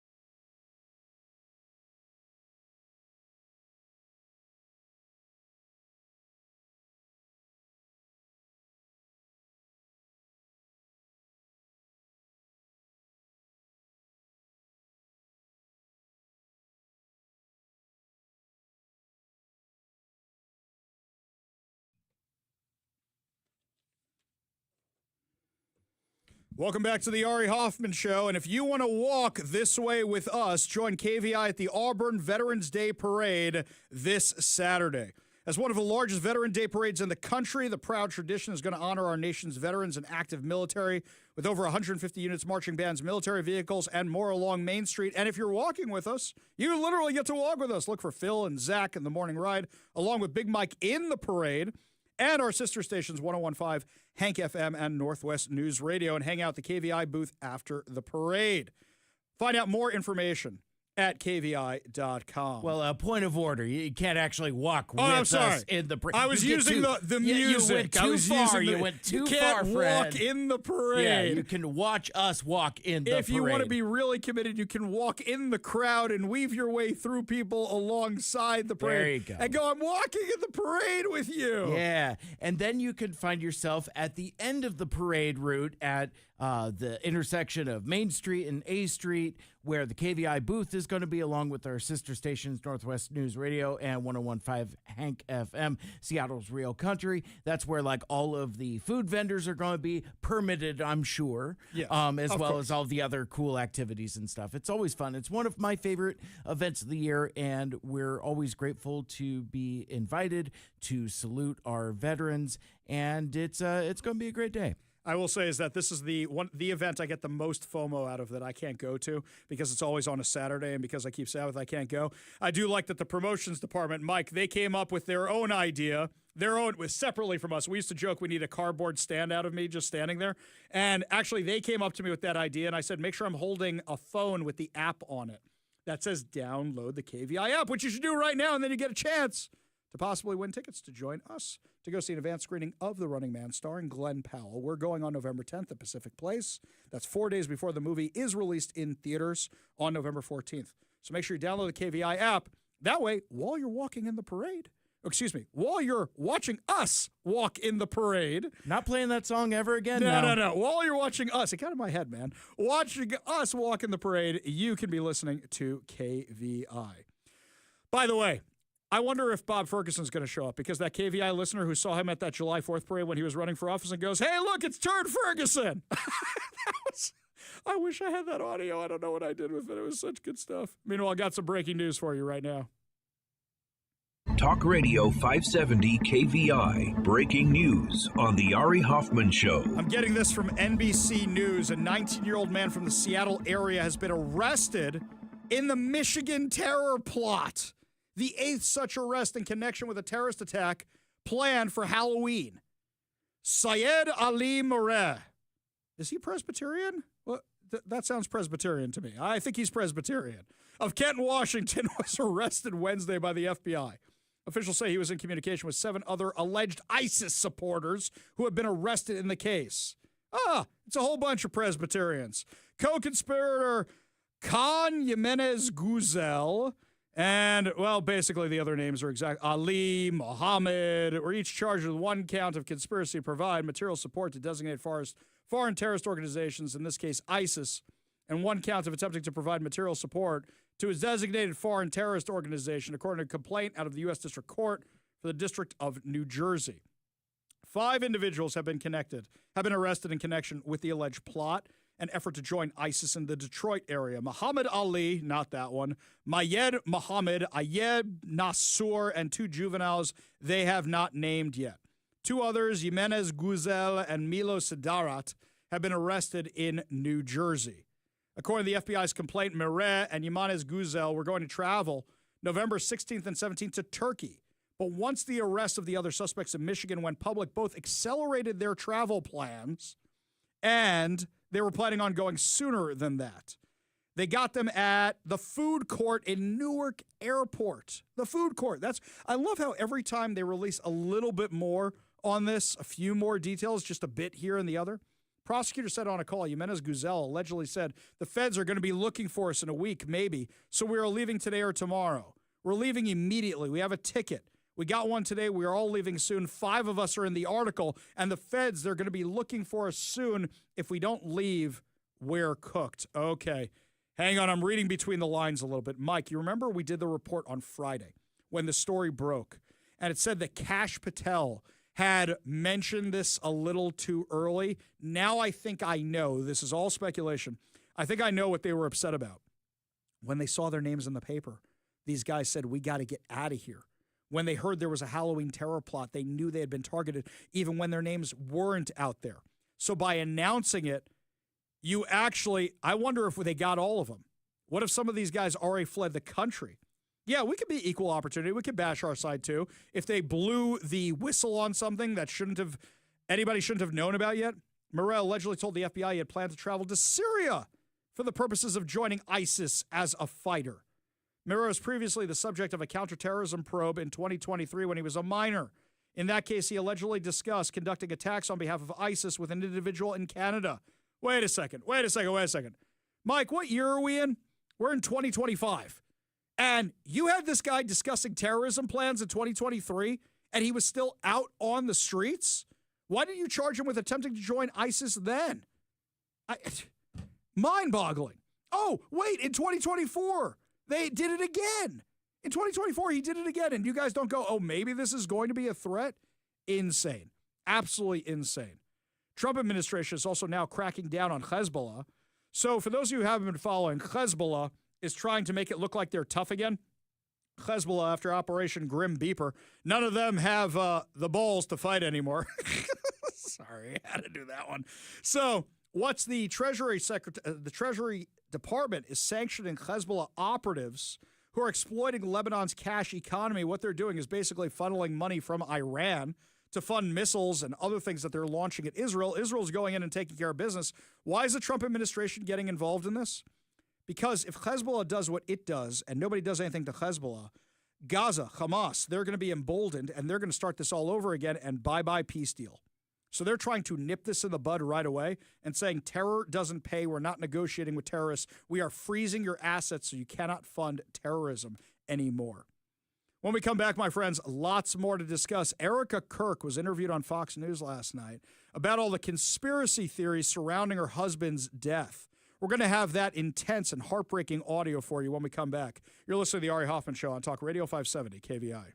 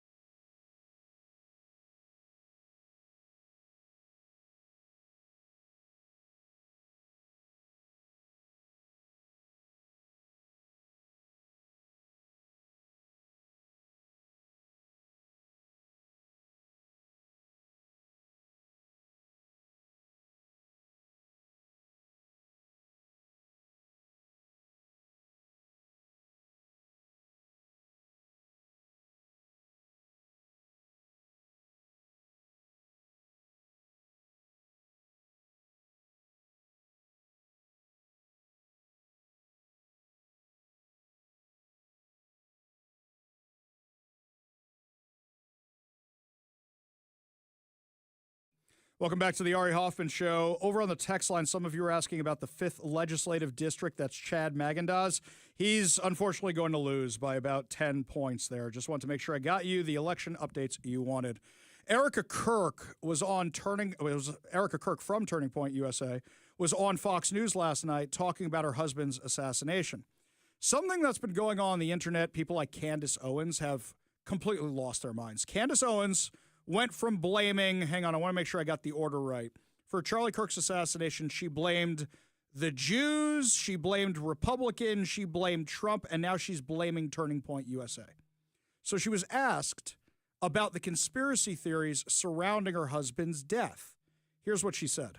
There's other theories swirling around about Charlie's assassination. Right. How does that make you feel? When everything happened, my phone died and became a black hole. I just didn't turn it on for weeks on end. I've intentionally insulated myself because I need to guard my heart, and I need to be there for my kids, and I need to be there for Turning Point. And what I've realized through all of this is that everyone grieves differently. Everyone is trying to figure out, and I don't blame them, how does this happen?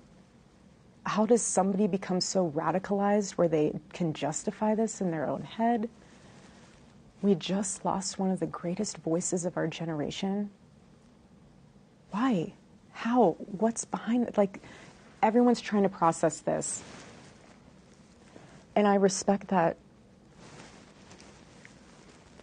But where my heart is just asking for some grace is for the ones who were there that day. They have to relive that every single day. He didn't die in a car accident. He didn't die from cancer. He was assassinated. And the difference between this and previous assassinations in this country is there was no social media. There was no AI. I can't tell you how many fake images are out there of all of this. And again, my only request is that just please pray and consider and think about whatever you put online, because it's going to impact his kids in the future.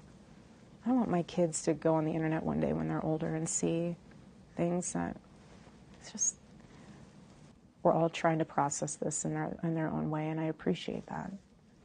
But just some grace would be nice. Do you remember the day of the assassination? For those of you who are listening to the show, somebody called me all mad because I had said time and time again, the video is horrific. Don't watch it. Don't share it. Don't show it. Because you don't want to be the one who's the reason that her kids saw this or that she saw this.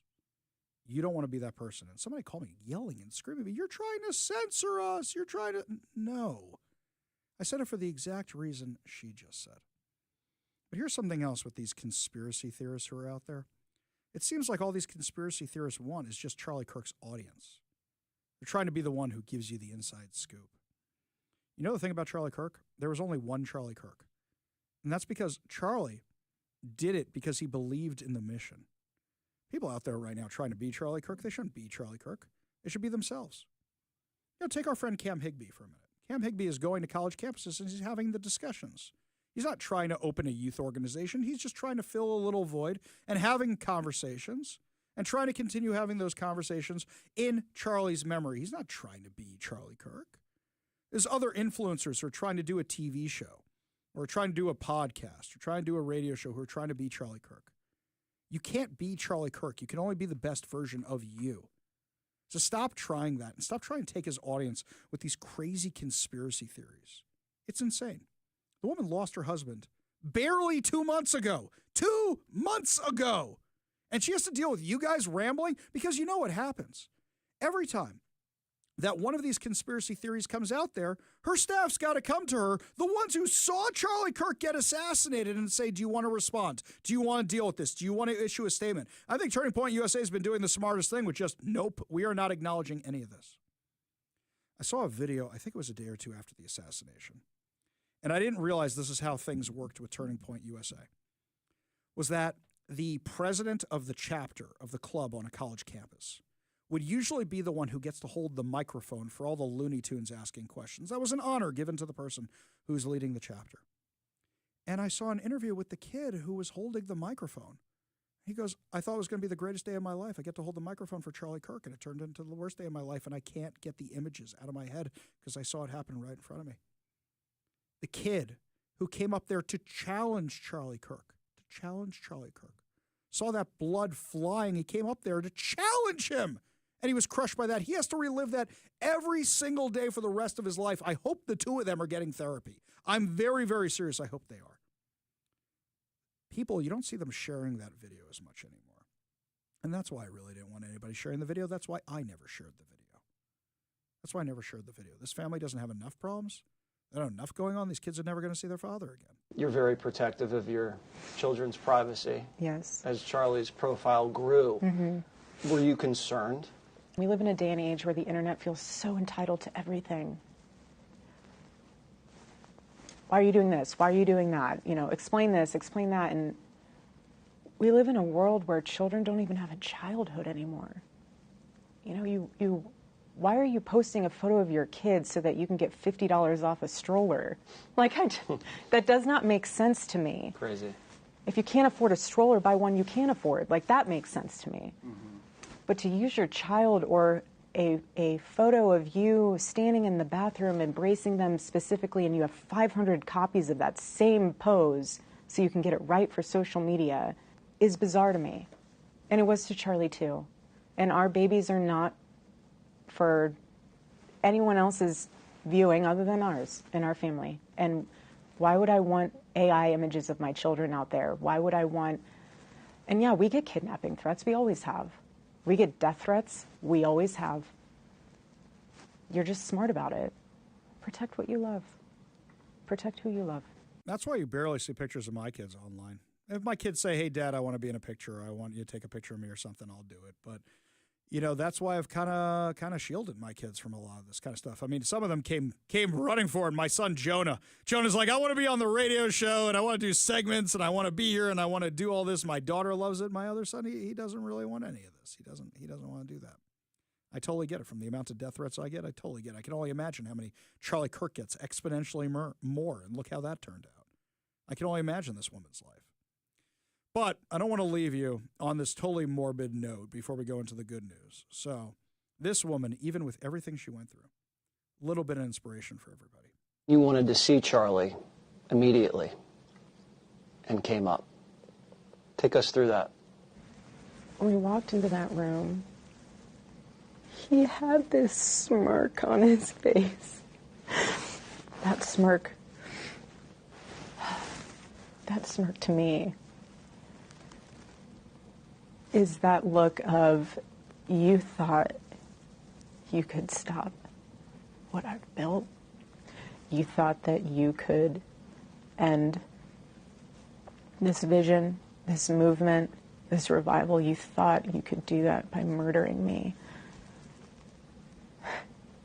You got my body. You didn't get my soul. Yeah. Imagine being able to give that kind of message over. I got to say, this interview was so powerful. I watched the entire thing on Fox News on Jesse Waters' show last night. It's streaming right now. It's over on social media. I recommend you watch the whole thing uninterrupted with no bathroom breaks, no food, no nothing, but make sure you bring a tissue box. It will upset you. It will rip your heart out, but it'll also inspire you for Charlie's message. And I highly recommend everybody go stream that over on foxnews.com right now. Only good news to wrap up the show. Good news headlines put a smile on your face heading into your evening commute. You're listening to the Ari Hoffman Show on Talk Radio 570 KVI.